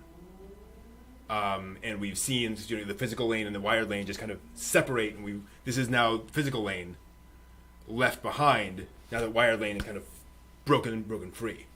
That's possible too. I like that interpretation as well. So, Steve, what do you think is going to happen next? Where are you now? I should ask, sort of. So, I was very glad that I went directly to Kino's journey so I can watch after today. So I think what the next few episodes are going to be is the end of Akira. I think it's going to be the breakdown of everything. I think it's going to be the apocalypse, whatever that is. For Lain or for. I think I think Aries just now. I think he'll probably be whatevered. After this episode, and I think it's just going to be her deconstructing and reconstructing into whatever the new Wired is, which this is going to sound weird a little bit, but I'm kind of like going when I saw the wires coming down, which to me represented Airy and the Wired and the lack of humming, and then instead you have all the circuitry going above you. And I thought that the win was more along her destroying the old protocol. This is the new protocol coming in, so she's gonna flush everything out, the old protocol out, and she's gonna bring it in, and then I think we're gonna see the third impact. I mean, that's what I'm guessing. You guys have seen it, so that's my guess, and I'm just like, sorry. Go ahead. Good. No, I'm just like after this, I'm just like going after all the creepiness of these two episodes and like the whole just like I'm like it's almost over. It's almost over. And then You're in the home stretch. I'm in the home stretch, and then I looked at Discord and I saw somebody saying something about Evangelion, and that's what we're getting into next. And I'm like, damn it! We're getting into the good Evangelion though. Getting to the rebuild, the one where he fixes all of his mistakes. But no, seriously. But there's no, not enough time for that. Seriously, I think I may not be back next week after saying that on the internet. Sorry, go ahead. No, I just think this is the point where Lain truly ascends and she recreates everything, and I believe that she she'll have the I am Tetsuo moment at the end, and the world becomes, we're all connected. Neo Tokyo, Neo future, 1988. Oh no! We'll see. That's pretty much what I thought actually when I was watching this first time too. At this point, I was like, okay, it's time to just rebuild everything, so to speak, and we'll have a whole new reality. So yeah, so we'll see. So you guys have much more apocalyptic ideas than I did when I first watched this. It's like I honestly could not wrap my head around what the hell where was this gonna end? Yeah. So I'm like, I had no expectation. I'm like, okay, if the world just suddenly pops out of existence, I wouldn't be shocked. If everything went like super normal, like extra creepy, like why is everything okay now? Like I was equally prepared for that. Like, to me, because it's gone so many ways to get here. So like anything is possible. I will tell you something though. This is one of the few times that I come down on the side of dub or sub. I question, and I'm coming down on the side of dub. Yeah, not sub. Yep. Okay. Because I can only because you brought in some context for when Carl did the attachment statement. I would never have gotten that. I would never have gotten that. And but I come down on the dub side of this because there's so much here, and it's just like I cannot do this and process this in another language with subtitles going on down. I need to be able to pay attention to everything, so I need to be able to hear something familiar as I'm watching this. And I'm not saying that the voice acting is bad. It isn't. No. It isn't. But just for for English ears, I need to hear the English language to even hope. Because I could, I mean, John, you talk about how sometimes you watch things only in Japanese and there's no subtitles, but you usually get the gist of it. Yeah. No. Not at all. No. Not gonna happen. I'd love to find somebody that we could try that on. Oh. Turn off subtitles and be like, listen, sit with us here's the idea. Watch it and tell us, what do you get out of this? What do you feel is happening? I don't want to make an enemy for life, John. I don't want to damage anybody's psychology either. Serial experiments anime art. Exactly. I'm going to sit you in this quiet room, and you just watch this, and we'll see what happens. We'll observe. I'm really glad you brought that up, because one of the things people often don't know about Japanese is that Japanese emphasis is very different from English emphasis. Yeah. When somebody's being quiet, when somebody's being intense, that doesn't sound the way it sounds in English. And so there's a lot of stuff in Lain where Carl, for example, is very even-keeled. He's very thing. In Japanese, you wouldn't understand the exact implications of that the way you would in English because of how that is. The same thing with Yasuo, right? Yasuo is a very even-keeled dialogue, which just may seem normal in Japanese. You just can't pick up on those specifics of how that performance is meant to sound real or realistic, because these characters are not screaming attack phrases at each other. They're not doing, over-the-top anime kind of emoting. So these characters are really, really important. And I think it really communicates a lot that you wouldn't otherwise get in anime. And yeah, this is, in my mind, this is one of the great English dubs. Like they really put the time in. They really tried to nail everything, get it really, really good. But yeah. And yeah, to Morph's point, one of the problems is that Japanese voice acting is relatively limited in range. Japanese actors generally don't shout. They don't emote the way English actors do in a lot of scenes. So when you get an English performance, they are representing something realistic, even though it's louder, because that's what it sounds like in English. So it's weird. Right. But anyway, getting even further sidetracked. So yeah, that is 2 episodes of Lain, which only took us an hour and a half to get through. And in all fairness, Steve, you can watch it with subs. You just have to stop every 5 minutes to make notes. 5 seconds. A lot of stuff. I try to keep it at 5 minutes. That way I have a little bit of stretch. Me at the end of a 24-minute episode. Yeah, there's a lot to unpack. This is why people are like, man, I love Demon Slayer. It's so deep. I'm like, no. There are layers to it. It's not simple, but let me show you something. Yeah, it keeps on giving. Cool. So next week we will be covering episodes 11 and 12 of Lain. We're close to because I want to devote a whole week to just the final episode of Lain. Yeah. Oh god. We're just gonna we'll do that and talk about where it goes and where all those things for the final episodes. Yeah. So next week will be episodes 11 and 12 of Lain. I'm actually just pulling up. That is. That's interesting. Is that the last week of August? Yes. So, in pornography, one of my favorite words ever. Wow. And a landscape. So, those will be coming soon. And that will do it. So, we're going to take a quick break for just a few minutes. Oh, thank God. Then we'll be back to talk about more modern anime and the latest anime news. We will be right back. Well, I'm not joking. Oops. 3 blind mice.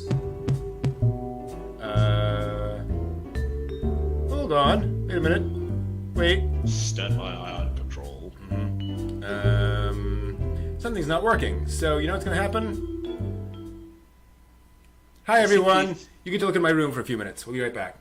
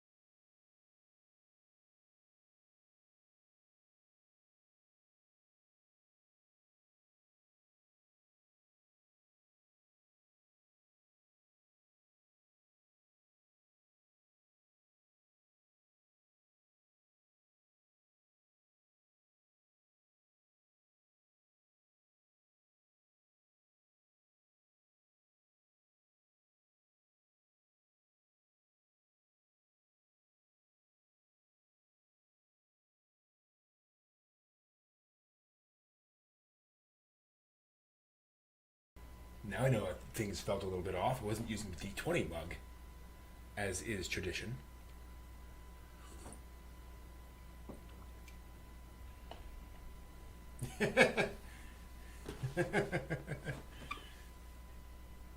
Anime sign. Yes. Waiting for folks to start talking about all your Gundams and stuff on the shelves. Yes. Yeah, welcome to the empty chair show. Now the full chair show, I assume. The square footage of the room. That's a good question. I do not. I think it's 80. Just say 150 and see if you freak them out. Like, what? It's 130. The same number of episodes of Lain, of course. Oh. That was 10. See? It all... Yeah, I'm kind of glad we didn't launch into like a One Piece analysis because we'd be here forever. Is that possible? Anything is possible, I suppose. 990 some odd episodes. That is entirely possible. One Piece? It's certainly possible. Well, yeah, not episode by episode. I think that would take us until the heat death of the universe, roughly speaking. I think if we did it 10 episodes at a time, would still take way more time than I'm willing to dedicate. Exactly. To it. that would pretty quickly kill me. All you would see on the camera are the bottoms of my feet. That got dark. And that's why I was going to lighten it up and say, "Oh, look, Steve's in his hammock again." Right. I want a hammock. You know, hammocks are awesome. They are awesome. And you can get hammock. You can get like a hammock frame. Yes. You just set up and just put it. Run a hammock. Which is like way the hell easier than trying to like sink posts or concrete and whatever else. Yeah, but like you could have it inside. Like you could have it in just one corner of a room. Yep. Yeah. I was like, that's tempting. It'd be nice to the problem is having had a hammock. Mm-hmm. Yeah. It was awesome for like a portion of the summer until pretty much the start up before all the insects hatched. Again. Yeah. And then the heat index got like super crazy. Again, inside. Right. But even when it got cool, after like 2 or 3 months of summertime and it started getting cool, used a couple of times and then hung it, made sure it was like still stretched, hung it by the other hook, and maybe used it again a couple of times over the next like 2 or 3 years. It's just, it's not something that you often are just really absorbed into. At my parents' house, we actually had the hammock. We had hooks set up inside the gazebo off of our deck, and it was a screened-in gazebo. Oh, nice. So we would have it in there, and then we would just rearrange the chairs, and then just set up the hammock, and then that's where you would normally find me when I, decide not to work that summer. Just be like, with the book, in the hammock, getting seasick.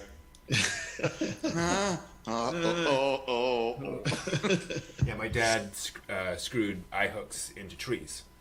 I just had 2 really big, thick trees, and then that was actually not even eye hook. Yeah, eye hooks.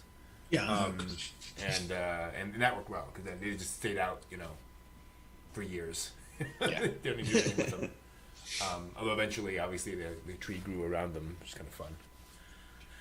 It's funny you guys are talking about hammocks, considering I watched Kino's today.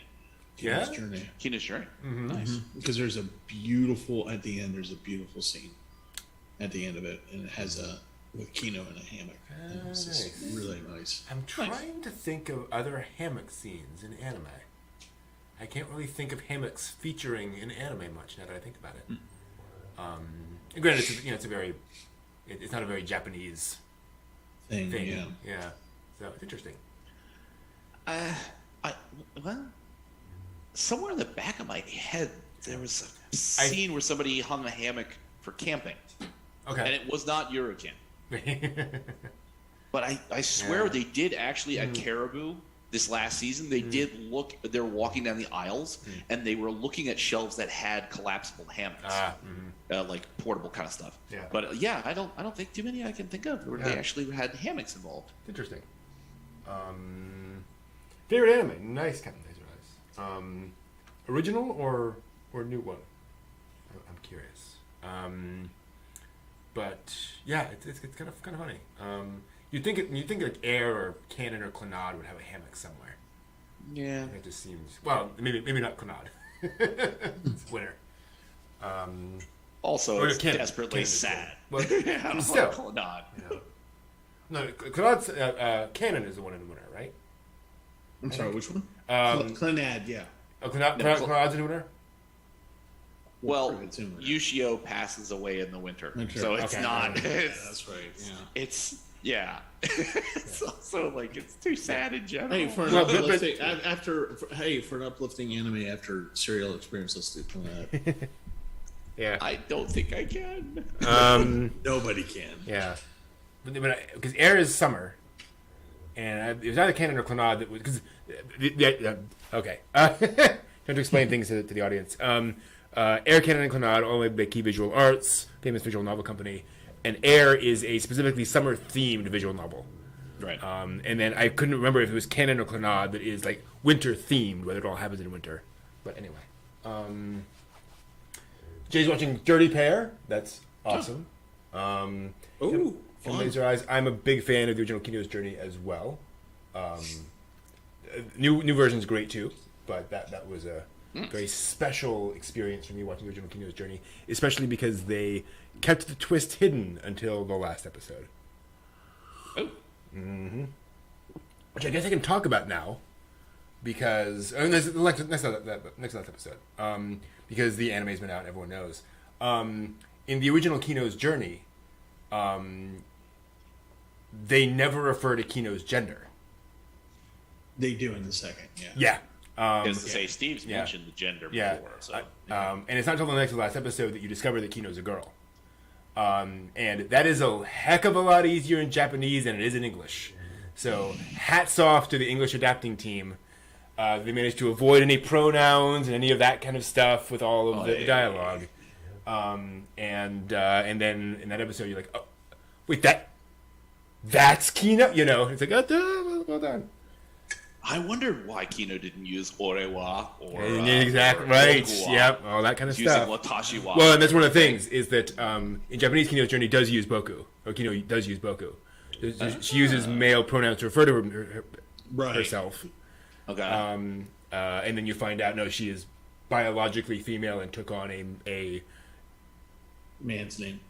Yes, I don't want to get any more spoilers about how all that happened, but yeah. So I finished Kino's Journey, the beautiful, the beautiful world, beautiful Earth, beautiful world, I think, yeah. Beautiful World series, which is the 2017 one. I finished that today. Nice, because I needed something after the second watch of episodes 9 and 10 because I was just ready to take a pen and just go no more in my eyes. Lies. It's all lies. It's all lies. No, but so I watched Kino's. So I watched the end of it, and this is the first time that I've actually, other than Mobile Suit Gundam, original, you and I, Brent. Other than that, this is the first time that I've actually sat down and just did a complete series, one episode right after the other. Cool. For a while, like there's still some stuff that like our in the infamous queue that we all have, And but so this is the first time where I really wanted to sit down and watch something and just finish it.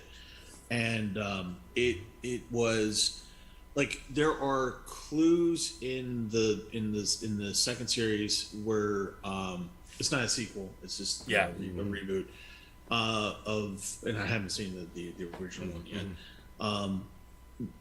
There's clues that you get that Kino is a girl.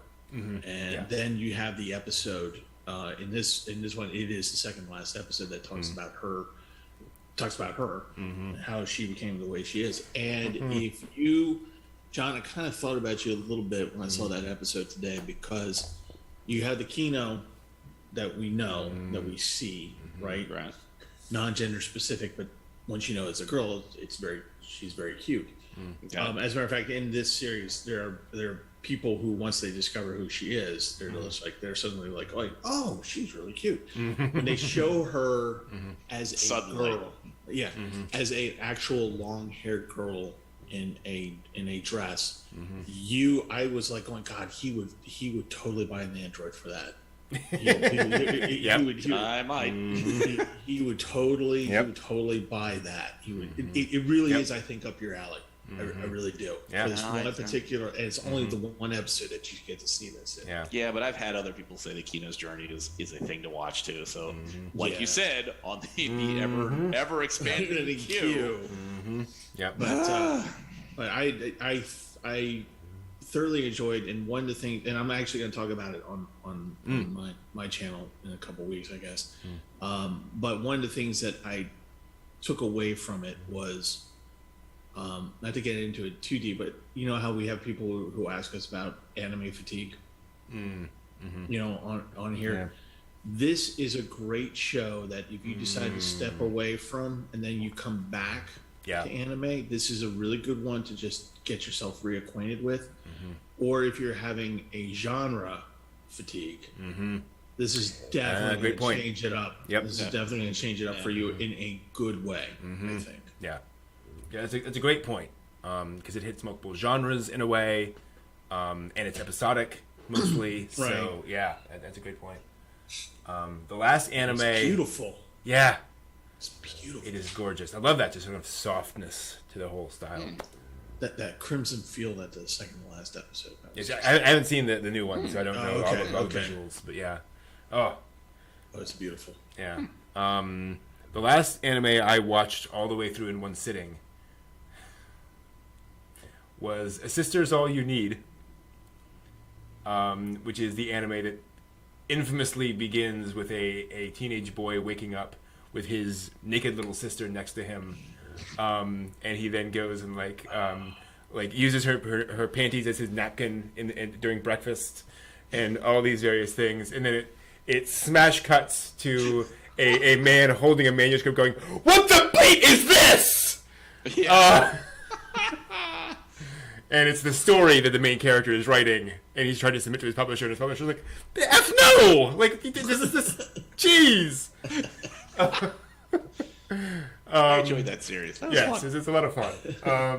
And the fun thing about the series is actually about writing light novels, of which Kino Journey is one, and kind of that whole process and the pressures of keeping to that schedule and writing like 3 books a year and all that fun. But I think my favorite episode is the one about writing the blurb on the back of the book, which he just can't do. He can't figure out. He's just, you know, he won't just write a generic blurb. He just refuses to do that.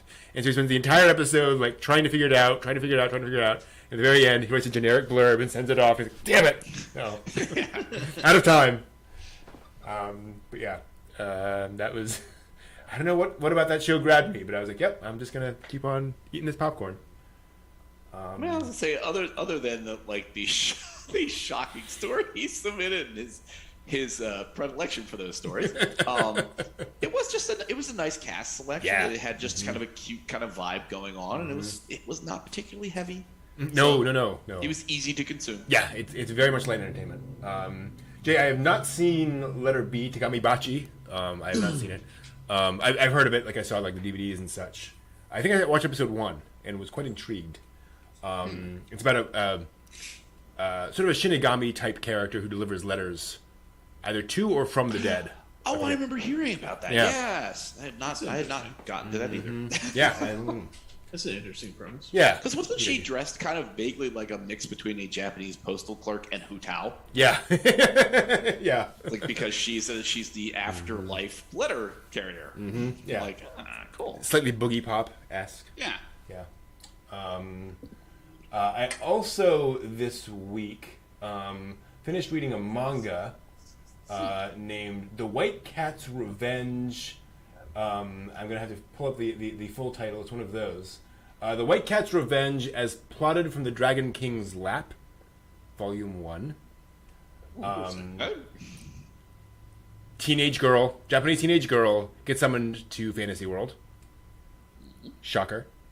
Her best friend is an extremely clingy girl who is just kind of constantly around and like won't let go of the protagonist, and just, the protagonist is kind of sick of. Yes, very much kind of a Eiko Biko Siko thing.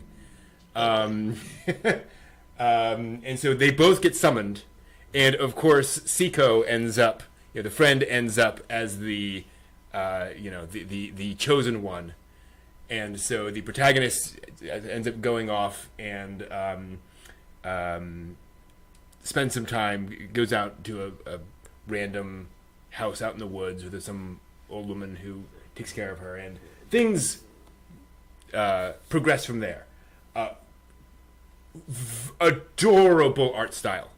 I think what attracted to me is the characters are just really, really adorable.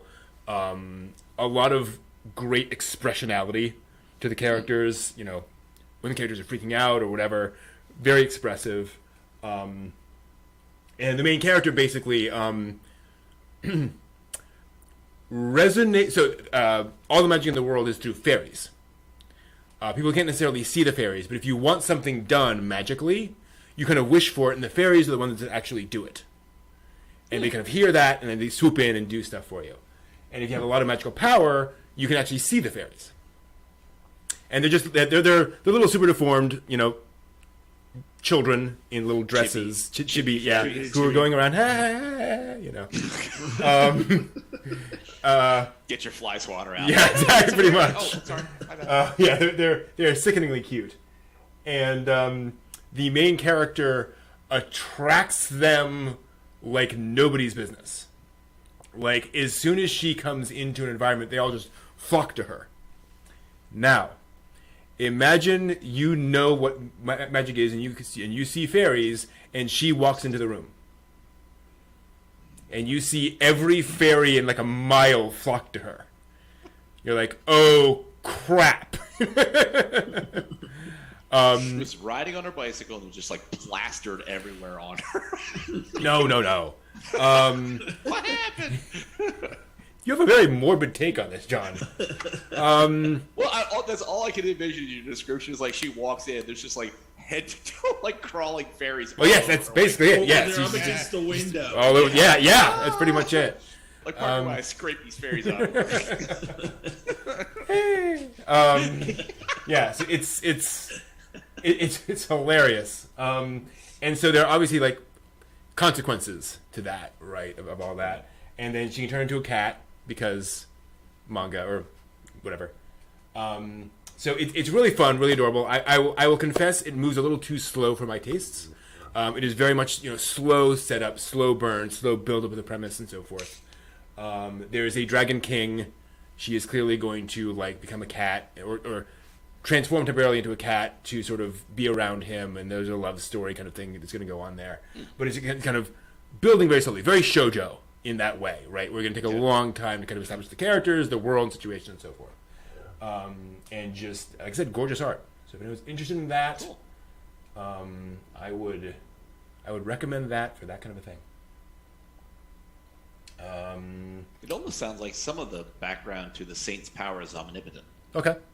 Because you get two women summoned, isekai again, and you have the, prince sees girl number 2 and says, "Hey, you're the chosen one. Here you go. You're the saint."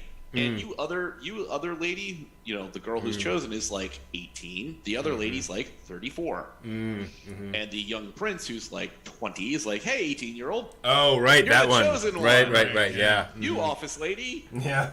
Welcome to here. Go find something to do." Yep. And then it turns out, of course, the office lady is the actually better magician and better control of things. So it sounds very similar. It's very nice, and I enjoyed that. Cool. Cool. So yeah, let's talk a bit about Hobby Hopper. Every month, members of our community choose a hobby they want to explore that month. Folks in chat, if you're exploring a hobby, please let us know your progress. As for us, John, I know you're doing some sewing. Still making very little progress. Okay, fair.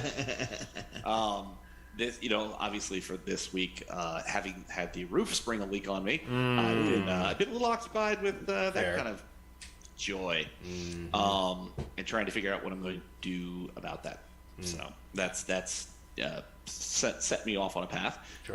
Trying to get back to reading more of Shigeru's Showa manga on European issues, and also in the Showa era. I picked up the last edition, so the Showa from 53 to 89, or that's right. somewhere. Yeah, that one, and Onward to Our Noble Death. That's like, so I wanted to have that as kind of the master collection of Shigeru stuff. So, well, that's on the way. Okay. I also looked into, oddly enough, magnifiers for fun. After our discussion last week. That way I could not have to get a Pico projector. So for the hobbies, there's other things that have been afoot. Sure. So the sewing is back on there. I still have so many patches to put on my con mag. It's amazing. Yeah. But I'll get there. Okay. I will get there. Fair enough. Steve, how about you? How goes the geocaching? The geocaching has it's taken second place to life. Fair. So it's one of those things. So I decided to do something that I could do here at the apartment, which is put together. I think I talked about last week is a small little adventure. Yes. The adventure. Yes. Putting that together for I decided to put it as levels 1 to 3, something nice and easy where no one dies by, I think, John, you've mentioned before, where everyone gets killed by a fireball. Yes. Yeah, so that won't happen. Oh, come on. Fireball crystal in a 10 by 10 room. Come on. Yeah, come on. Yeah, the air won't. The scenario plays itself. You won't die. It's very quick. No, so the other night, I actually, a couple nights ago, I started doing it. And I've actually gotten to the point now where I have the town set up. Cool. I just have to draw the maps and that kind of thing. I have the initial NPC characters, and the next part is to do. It's not going to make much sense when I say these things until you actually look at it.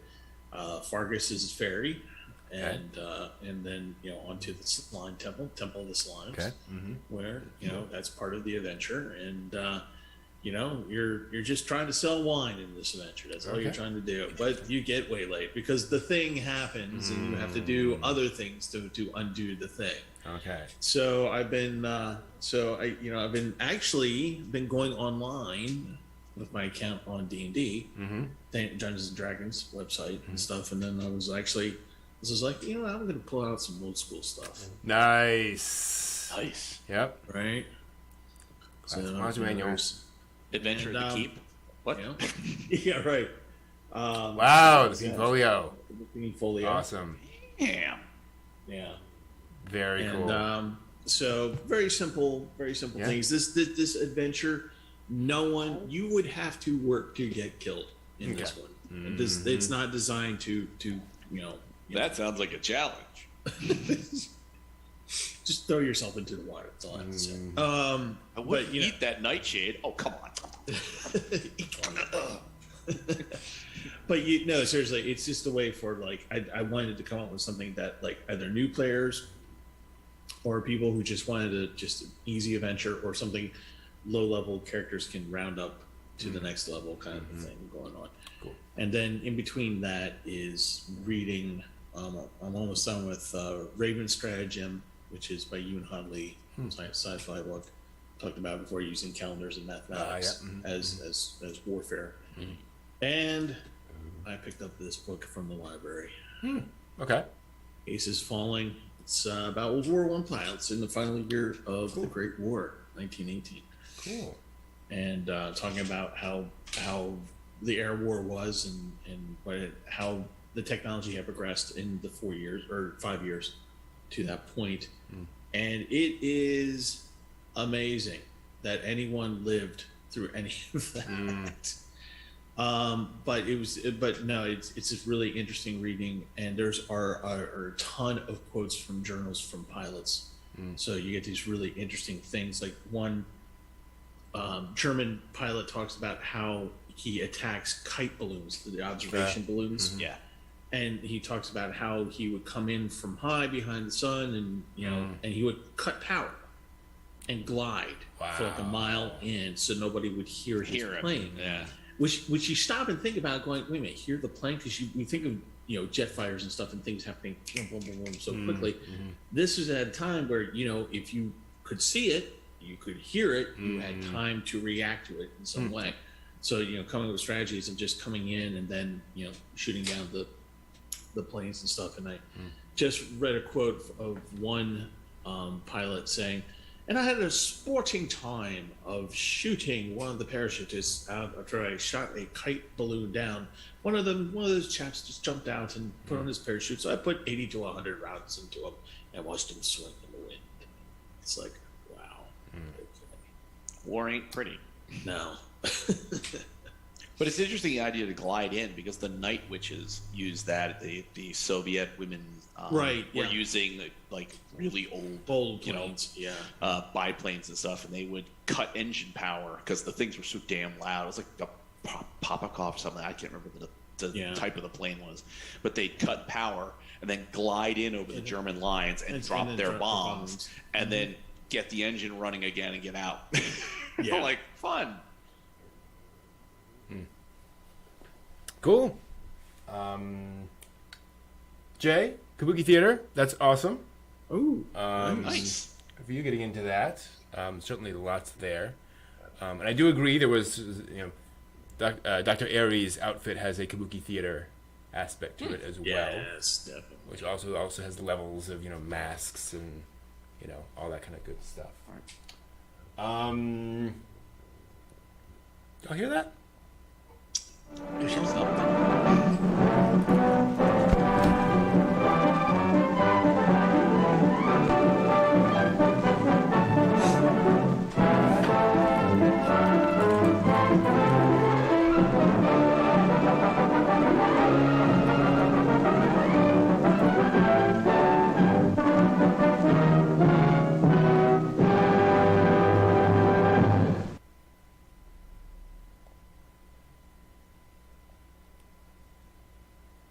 And welcome back to the latest anime news for the week ending August 21st, 2021.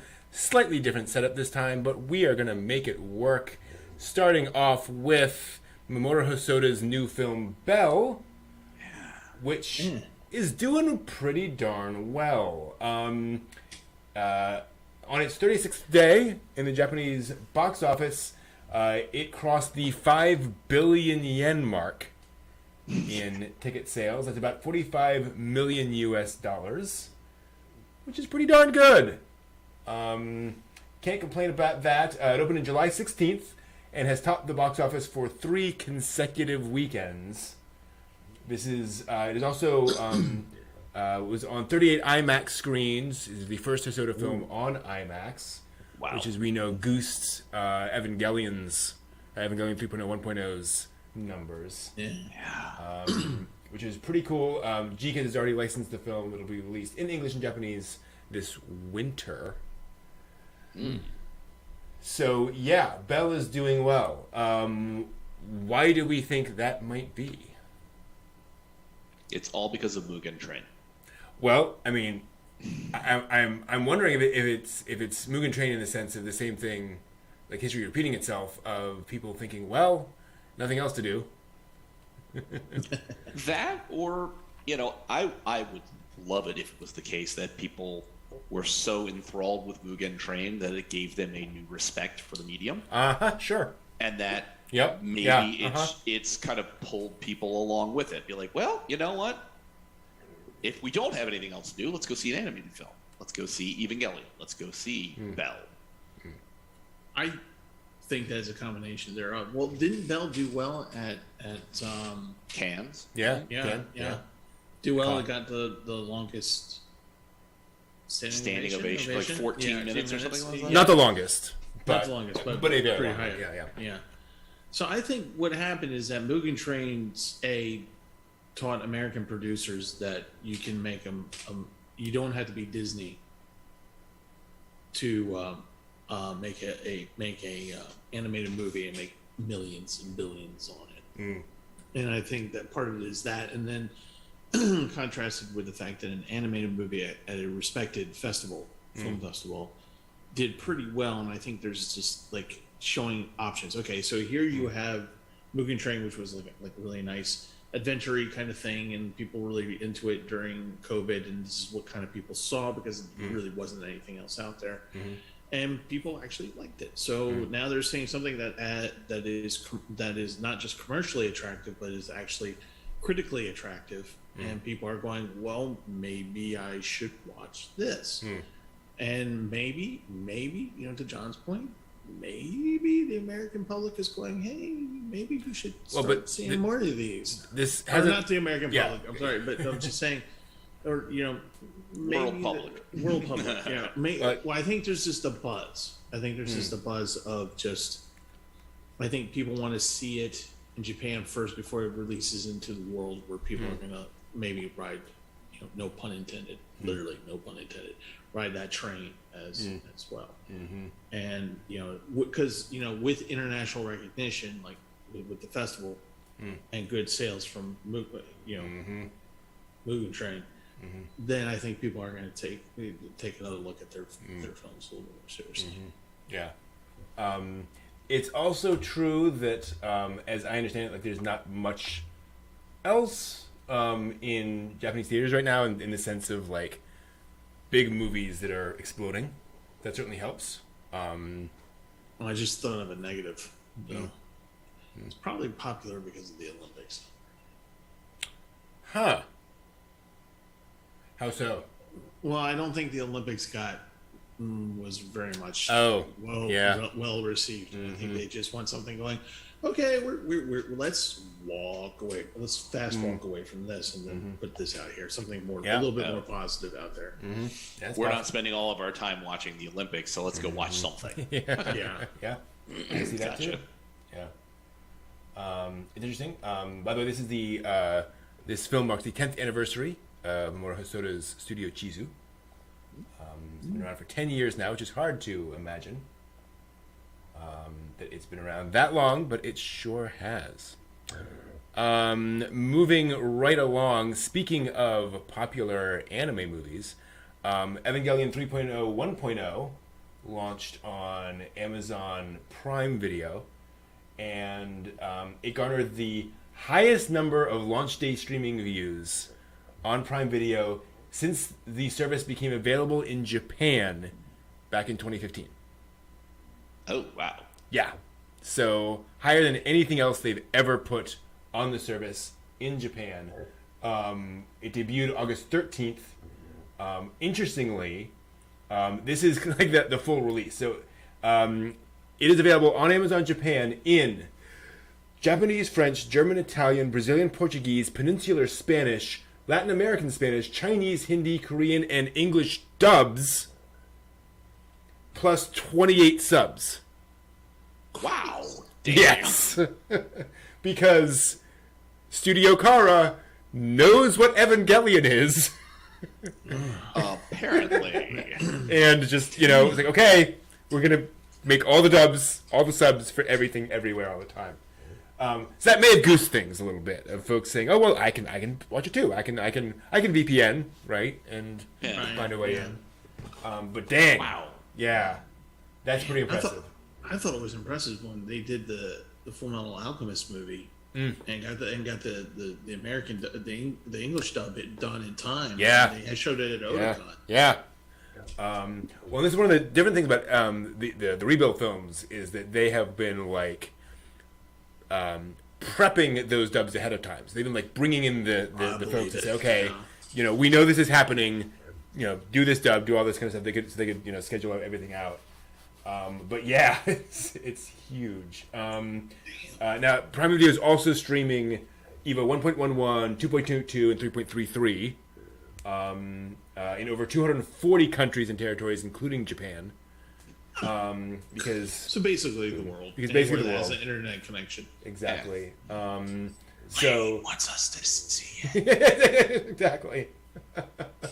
So that's pretty darn cool. And to be clear, it is available worldwide. Like it's not just available in Japan. The Japanese numbers were the highest they've ever seen in Japan. So just FYI. So yeah, you can go and watch it now, like wherever you are in the world.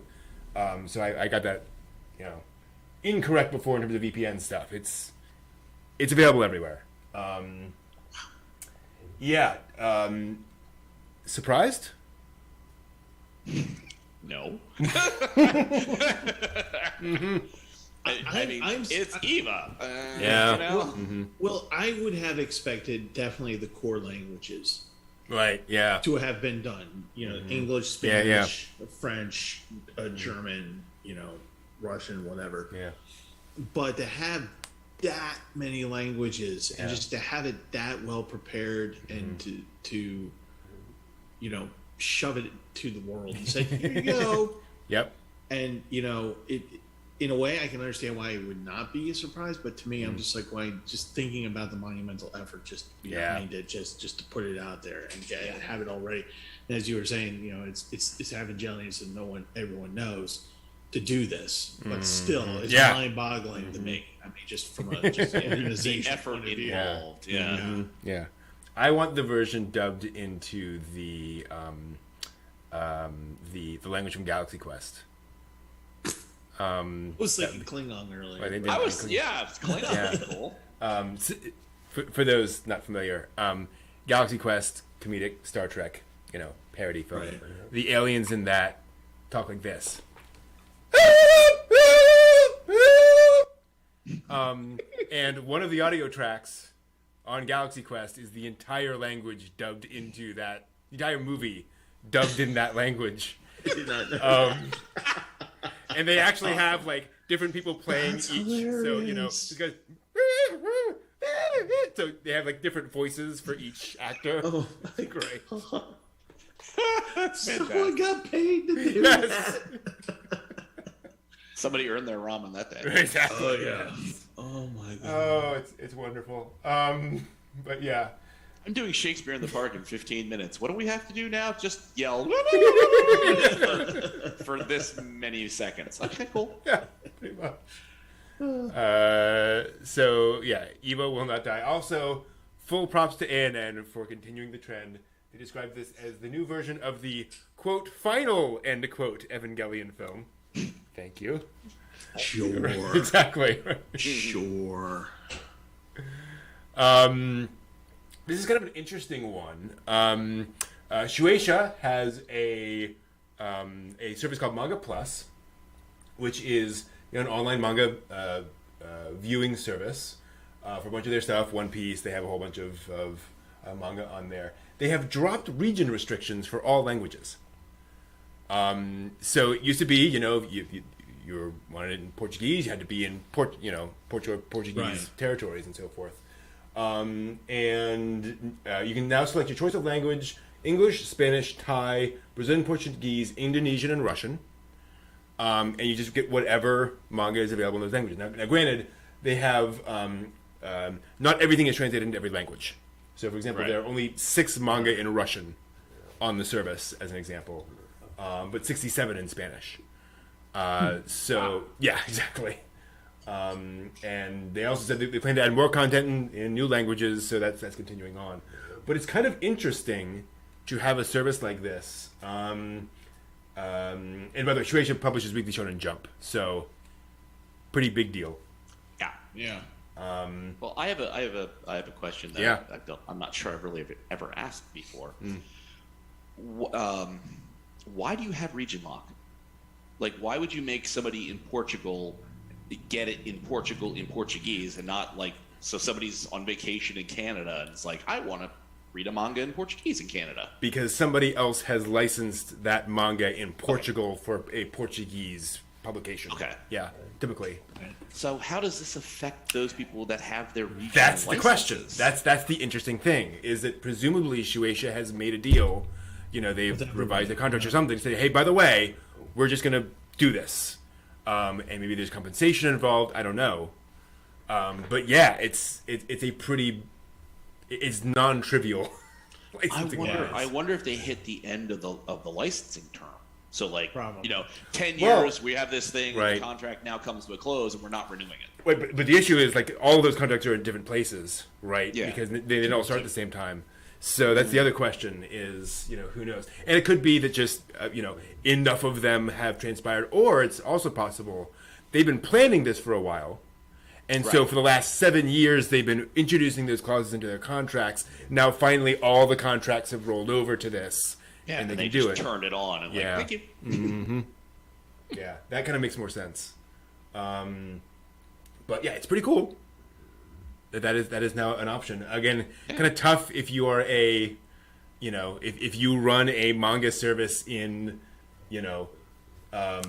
Russia, and now, by the way, you can just go to the Manga Plus app and get all of it there. It's like, well, oh, okay.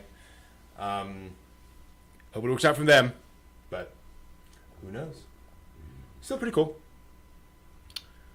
Also this week, a few items we just wanted to mention in passing. Speaking of the final Evangelion movie, Amazon Prime Video is streaming a 2-part documentary between Hideaki Anno and Hitoshi Matsumoto with English subtitles worldwide. As well as the 2-part documentary series called Hideaki Anno, The Final Challenge of Evangelion. And that is it's just an hour and a half of him going, Don't think it's done yet. Yeah. And that's with I English have subs. some improvements in mind. Yes, yeah. Let me just double check. So, and some of these are, that latter one is an extended version of an NHK documentary they did. And let's see here. The story on Amen does not list how long those are, which I would like that. But yeah, it should be quite interesting. The description says the documentary attempts to capture why master filmmaker Hayao Miyazaki describes Anno as one who sheds blood for his films. So we'll see how that goes. I've heard it somewhat the opposite of folks saying, yeah, so Anno didn't show up today. Just He's anemic from shedding all that blood. apparently, yes, clearly. Man. So don't know. So yeah, there's a 4-year-long documentary that they spent with Anno on the process of doing 3.0, 1.0. So yeah, so if you're interested in Eva, as nobody is, that would be an interesting thing.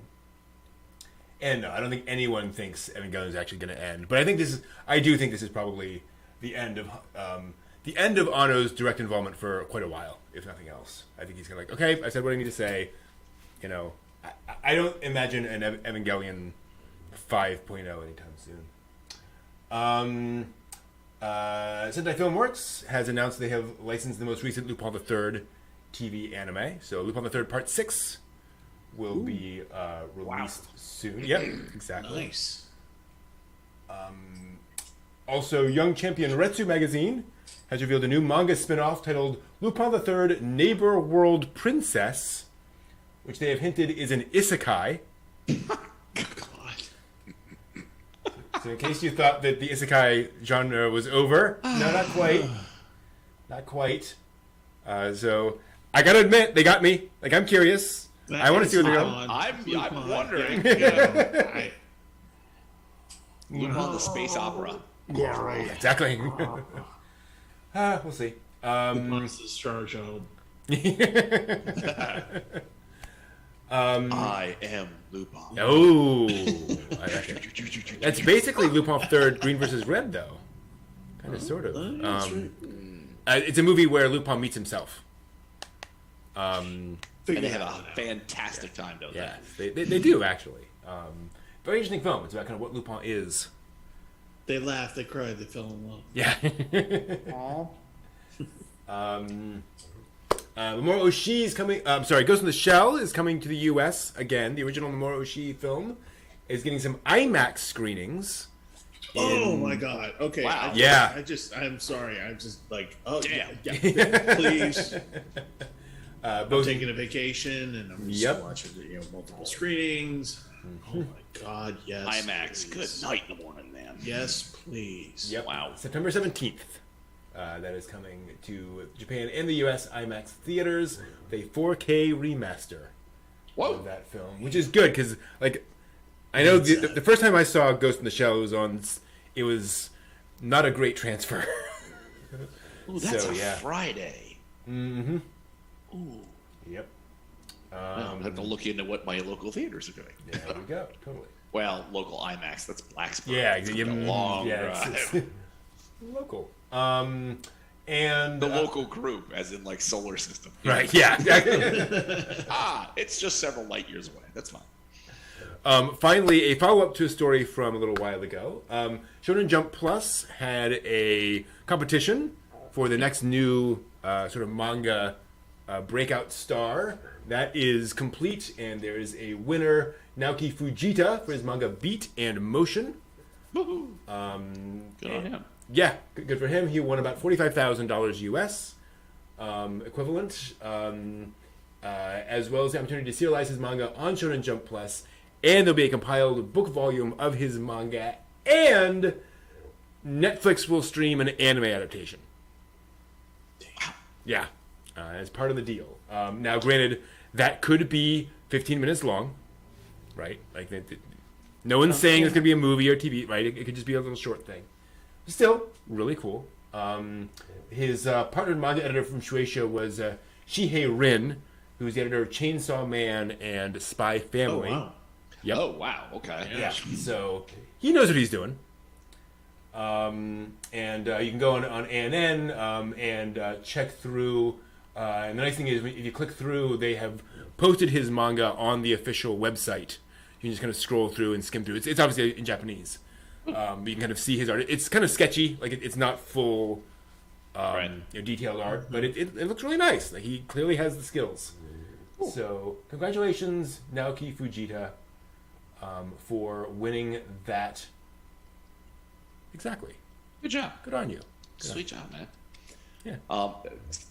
When you said it doesn't necessarily the whole series, it could be very short. All that came to mind instantly was Bambi versus Godzilla. Right. Like, oh man, don't do that to him. That would be like so incredibly uncool. Well, we promised you it would be animated. We just didn't say anything about how well or how long. Like, Could be blam. Could be just, a half-hour short film, sort of test film of just, here are some shots from random scenes in the thing. And we'll just, the audience will figure it out. And there you go, you won. Congratulations. Who knows? And to be fair, like that's one of those things where it's like, when you say, okay, adapt this thing, like what does that turn into, right? You can't necessarily always just say, okay, now we're going to make this hour-long thing, right? It's like, right. What do you do? Did they say what was the premise of his winning piece? They did not. Okay. It looks like well, let me just open it up and skim through. Beat in Motion.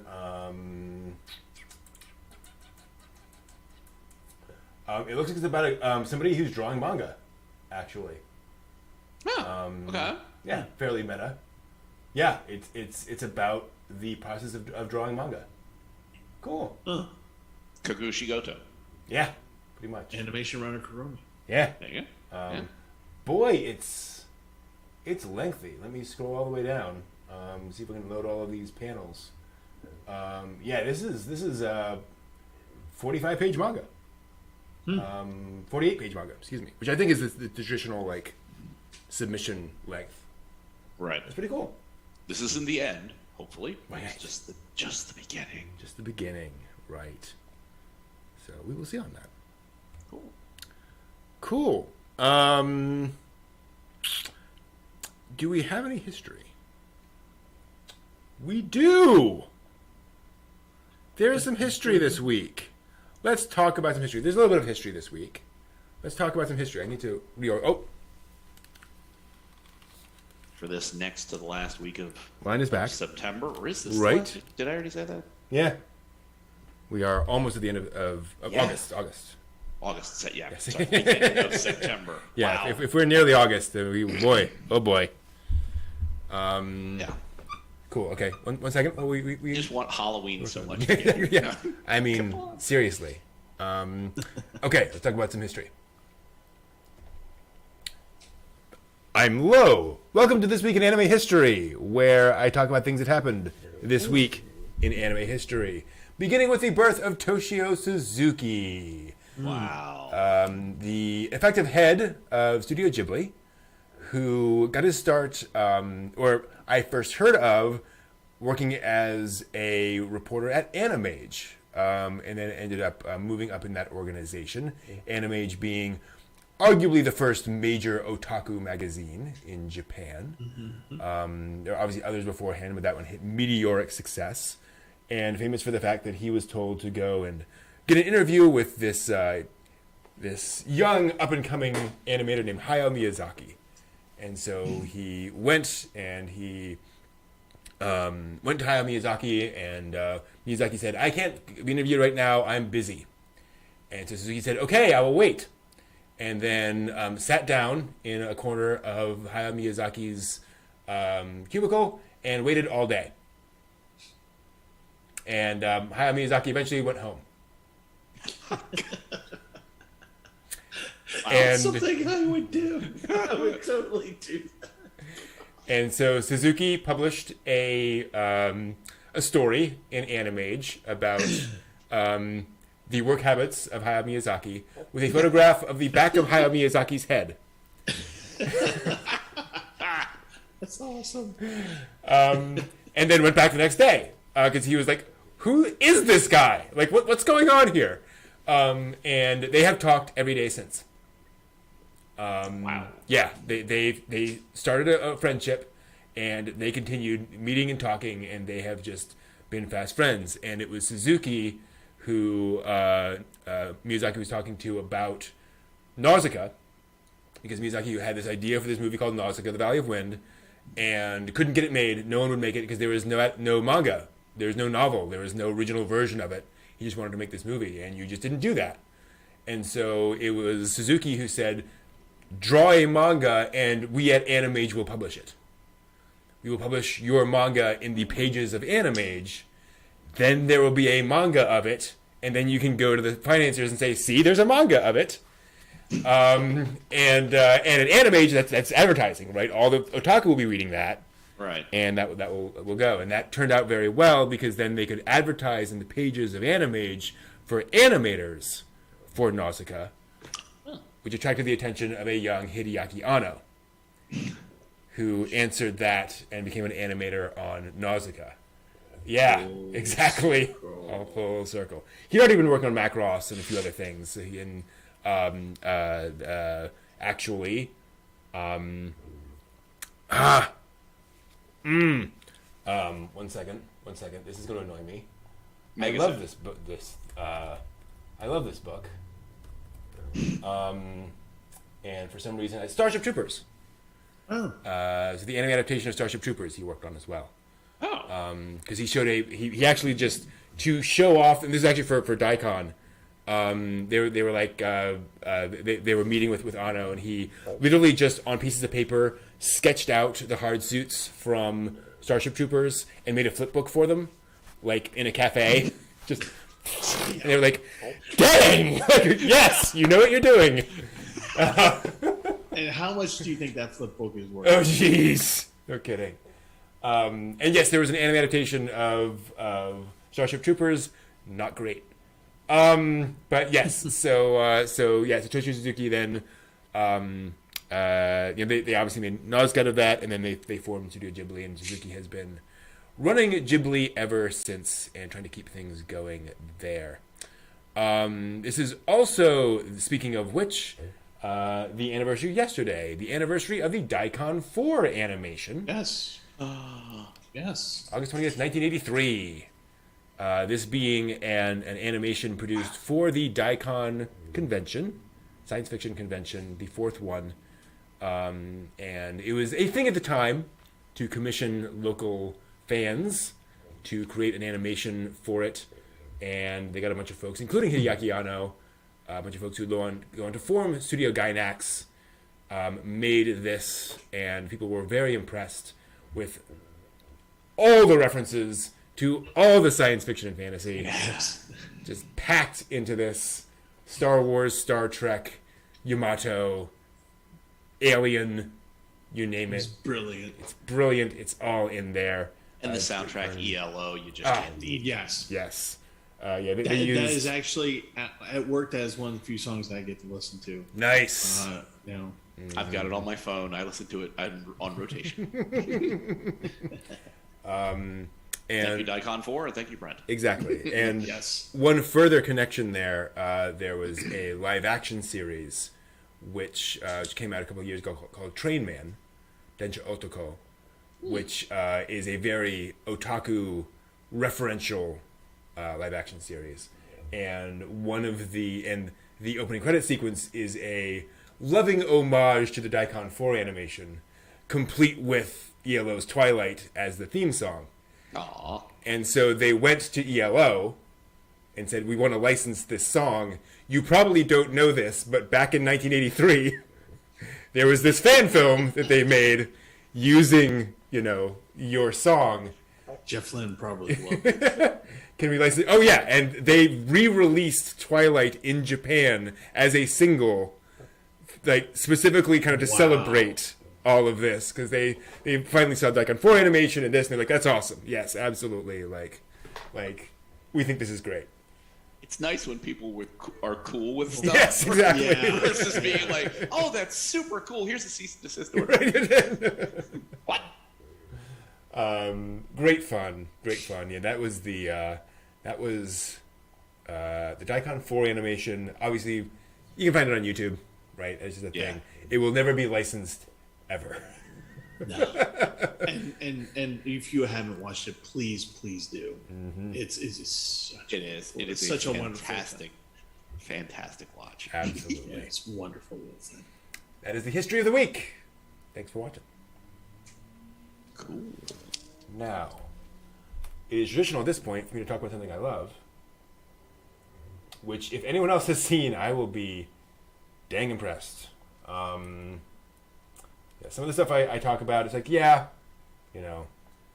whatever.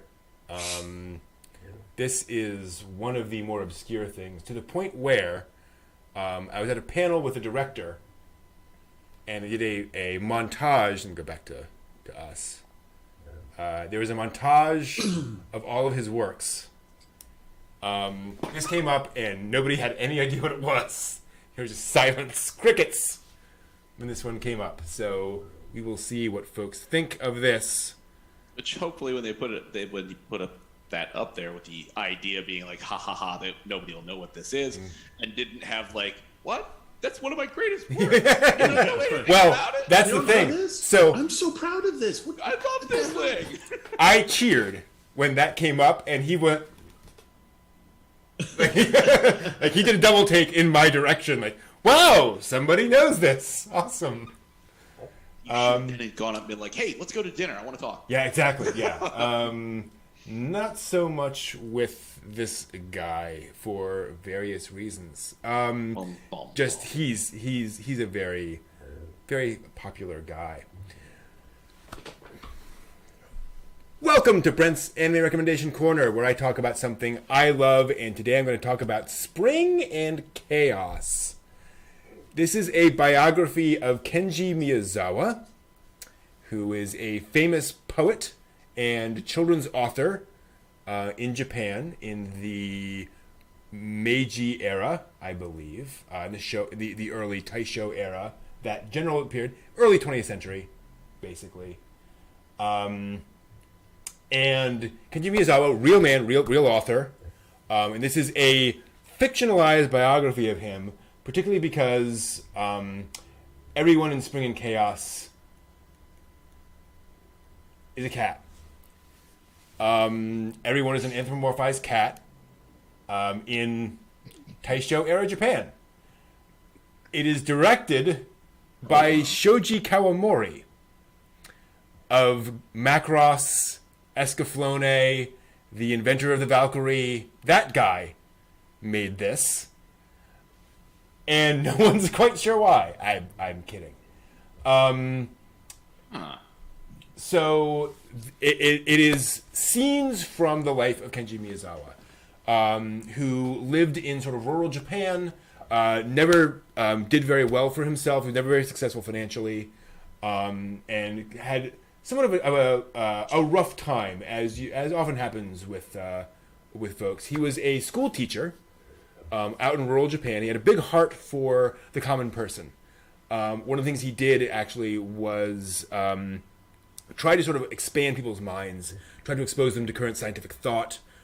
He tried to kind of show the rural farmers how to do like crop rotation and better ways of farming and so forth, which stuck with some people more than others, as you might imagine.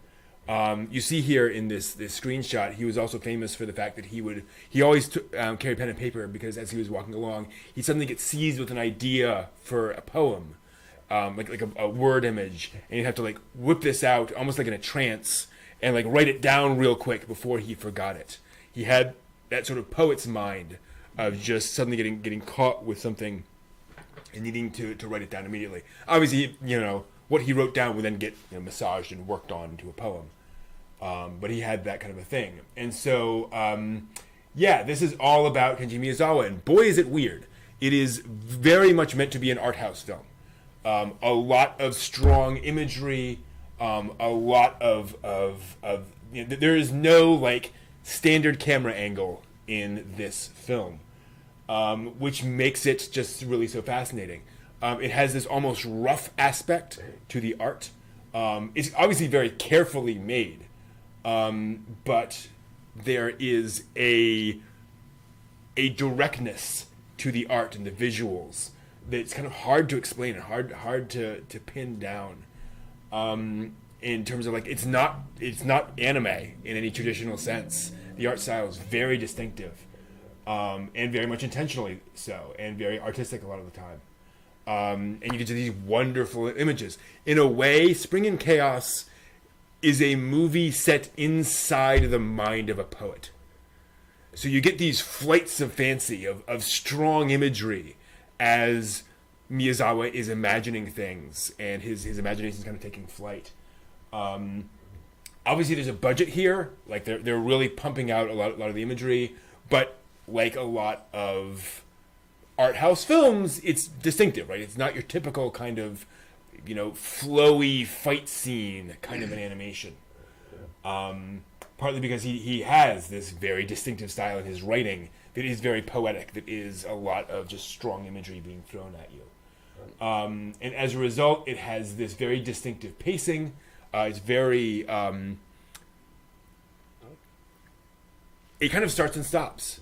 It moves at an unusual rhythm, right? It's not your typical kind of movie beginning, middle, end. Although it does have a clear progression through, but it's not like, okay, inciting incident, rising action, big climax kind of a story. No, this is the story of a guy who never published a story, I believe, in his life.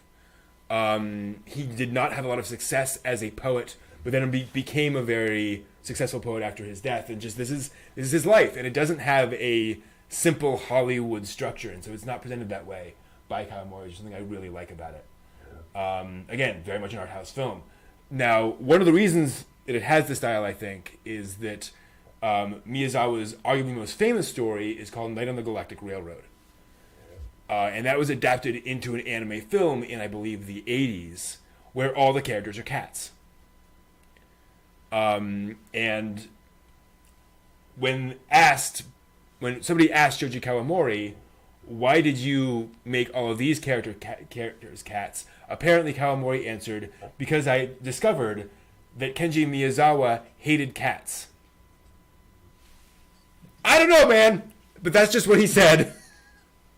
That was his justification for that. Very odd.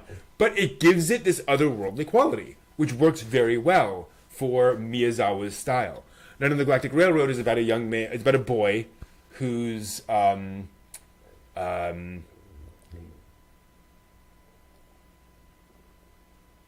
he's concerned about his best friend, and then he goes on a train ride. Like he literally goes up onto a hillock.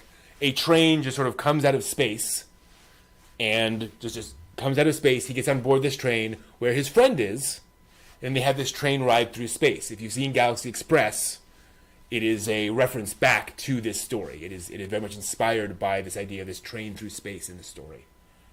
Yeah. And so, yeah, Miyazawa ends up in anime a lot. Like, there are a lot of references to Miyazawa stories and so forth. It's one of these classic sort of, like, The Secret Garden, right? It's one of these kinds of children's authors that just everyone read as a kid. The music in this is also very distinctive. I can't even begin to describe it. It goes all over the place in a really good way, where it's very distinctive to the approach of the film. But it's not like your traditional symphonic kind of music. A lot of kind of traditional Japanese instruments, as I recall. Very interesting. The dub in this is... I'd recommend the Japanese version. The English dub is... This is a film about Japanese characters and Japanese characters going through a lot of things. The English dub, I think, doesn't work as well for this kind of a story. I think it works better in Japanese. I think you kind of feel more for the characters in the Japanese dub. Again, not that the English dub does a bad job per se, but I think I connected with the characters more in the Japanese. Maybe that's just because this is a very Japanese story. That was just kind of my take on it. And yeah, this is again the story of a very distinctive Japanese person told in a very distinctive Japanese way, and is definitely memorable. Like you'll finish this and you won't forget it anytime soon. Not for everybody, obviously, but a beautiful artistic tribute to an artistic man. That's Spring and Chaos. Yeah. I have no idea why that was dubbed and brought over into America, but it was. That was licensed on DVD and released over here in America. Granted, I think it was back when anime, like, right. If it's anime, then bring it over. But yeah, that's Spring and Chaos. Interesting. You mentioned it before, and I have no idea what context we had that discussion. Probably an obscure anime panel. Okay, it's probably been at some point in an obscure anime panel. Yeah. Because I remember that discussion about, I made them be cats because that guy hated cats. Yeah. And my reaction was the same thing. It's like, why the hell would you do that? I mean, in all fairness, the guy's dead. So, right, yeah. It's not like he's going to come back and be like, he's gone away for a long time. Cats. Yeah. Mm-hmm. I don't know. I'd give it a go. Yeah, totally. Sounds interesting. Night on the Galactic Railroad is it's a very slow movie, like very deliberately. Like it is meant to be for kids and very much this slow burn. Yeah, story. I couldn't get through it. Yeah, fair. Yeah, I couldn't get through it. Yeah, it took me a couple of tries to get through that movie. And eventually I did, and I was like, okay, I kind of see where they're going for it here, but it's... I saw some of Galaxy Express 9. Yeah. It's a funny thing is folks are like, Galaxy Express 999, what a strange premise. I'm like, it is. If you read this story or watch Night on the Galactic Railroad, you go, oh, I see. It's kind of like Doctor Who. It's like, oh, I see this. These people had this, reference to this other thing, which then got plugged back in. Yeah. And Galaxy Express is definitely not at all like Night on the Galactic Railroad. It's like, oh, there's kind of this memory from childhood of this idea in a story. But yeah, that is that. Next week I'll be talking about something I love and is much sadder than Spring and Chaos. So the Spring and Chaos is definitely not a comedy, but in my opinion, one of the great tragedies in anime. I'll be talking about next week. And John, I know you've seen it because I've shown it to you. It's an OVA. I'm going to be sad next week. Yes. It is a movie that makes me sad OVA. It makes me sad every time I think about it. But it is a great work of anime. Well, I have a question for all of you.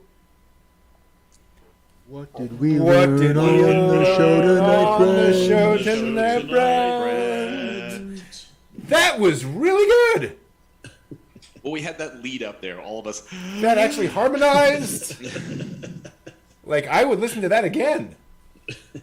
We should shop this around to the Japanese audience to see if they would like that as an intro or an exit song to any given anime. Mm-hmm. Yep. Give me a call. I'm available for bookings. I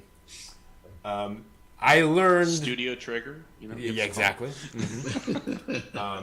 Speaking of which, oh my gosh, I know we're in this segment, but Honkai Impact the Third, the video game by MiHoYo, they released a video recently that was sort of a plot thing that is. Oh, I'll show you guys some of it later. It is a full scale like Studio Trigger sequence. It is mind-blowingly good animation. Just this one long fight scene that is just jaw-dropping. And like, there's an anime studio in the credits for it. Like they threw the time and effort into it. It was like, dang, people. And yeah, very, very, very, very impressive. I don't think we've learned that we need Eva dubbed in Yoda's language, but I would want to hear it. Jay. I have learned tonight that regions seem to be disappearing. The whole idea of region locking seems to be moving away, which is a good thing. Definitely glad to hear that. I've learned that no franchise is safe from isekai. Lupin. Yeah. Lupin. Not that I dislike isekai. It's just funny. Yes.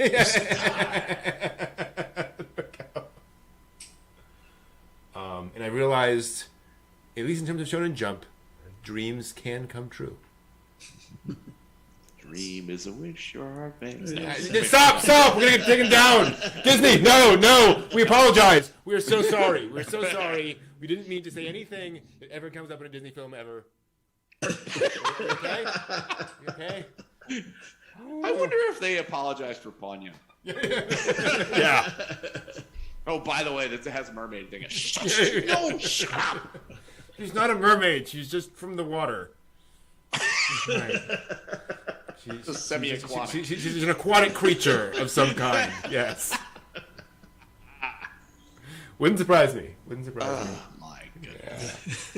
Yeah. Steve, how about you? Well, my capacity of learning is never ending. Said sarcastically. What have I learned? Well, I've learned that I am actually, like you, happy that the concept of regions are disappearing, or hopefully disappearing. I think that's going to make things not just anime or manga, but just things in general easier for world consumption. I've learned that. What did I learn? The hell did I learn?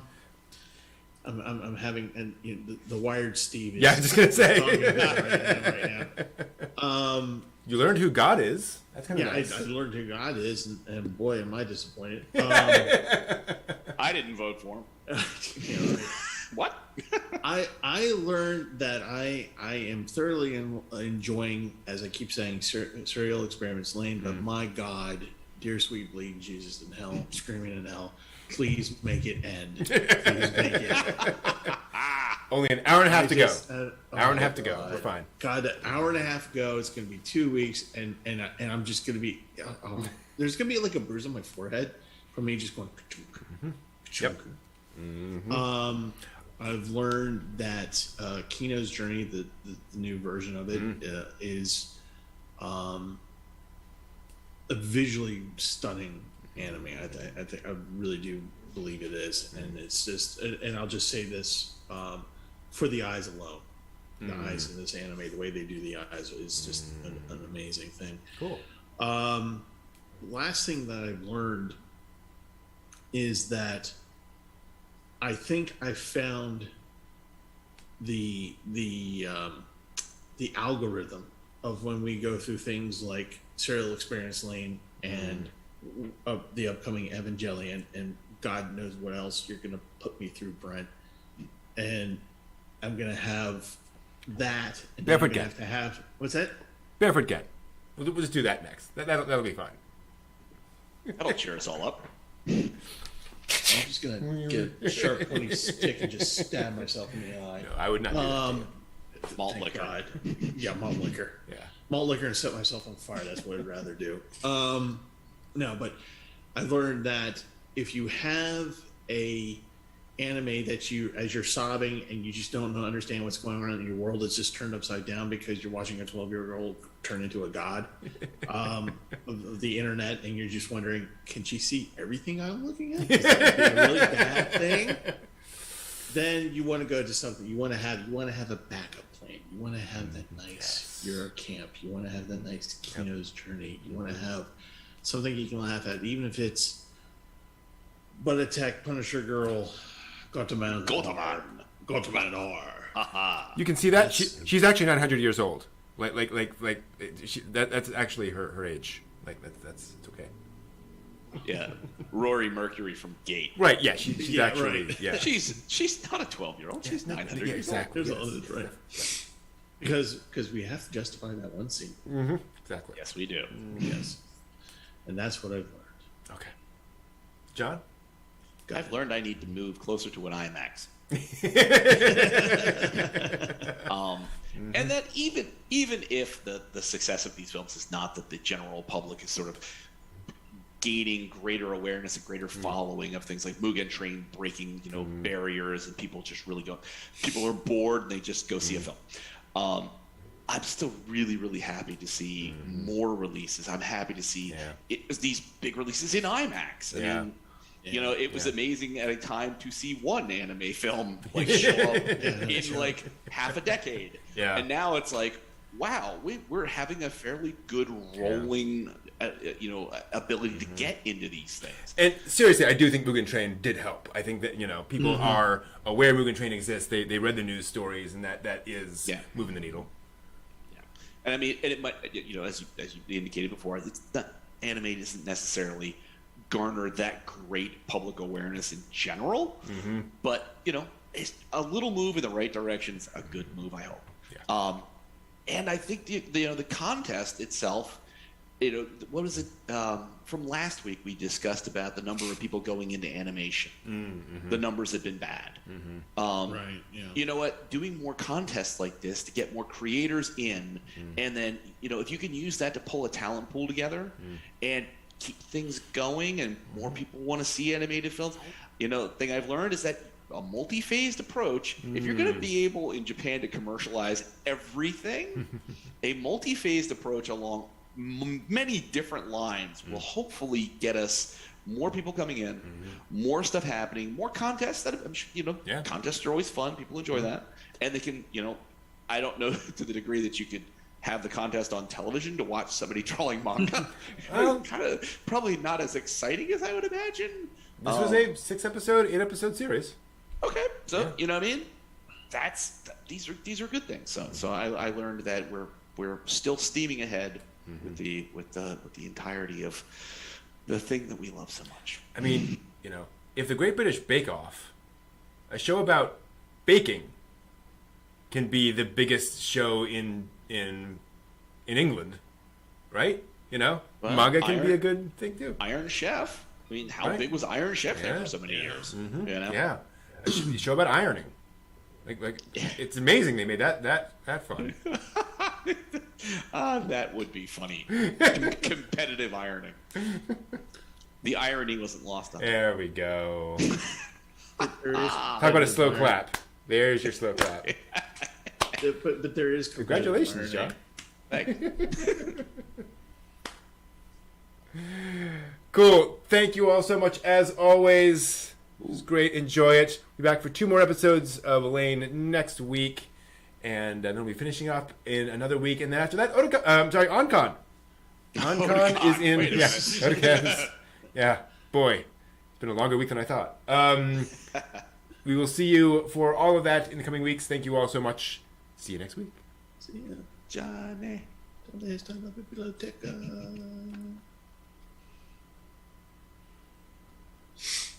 And the Baron and the Batmobile. Whew. Batmobile? I don't know. It always reminds me of like the Batmobile. Batwing. Batwing, sir. Oh, actually, yeah, that's a good point. I've never noticed this whole time he's standing on a very tall building. Yeah.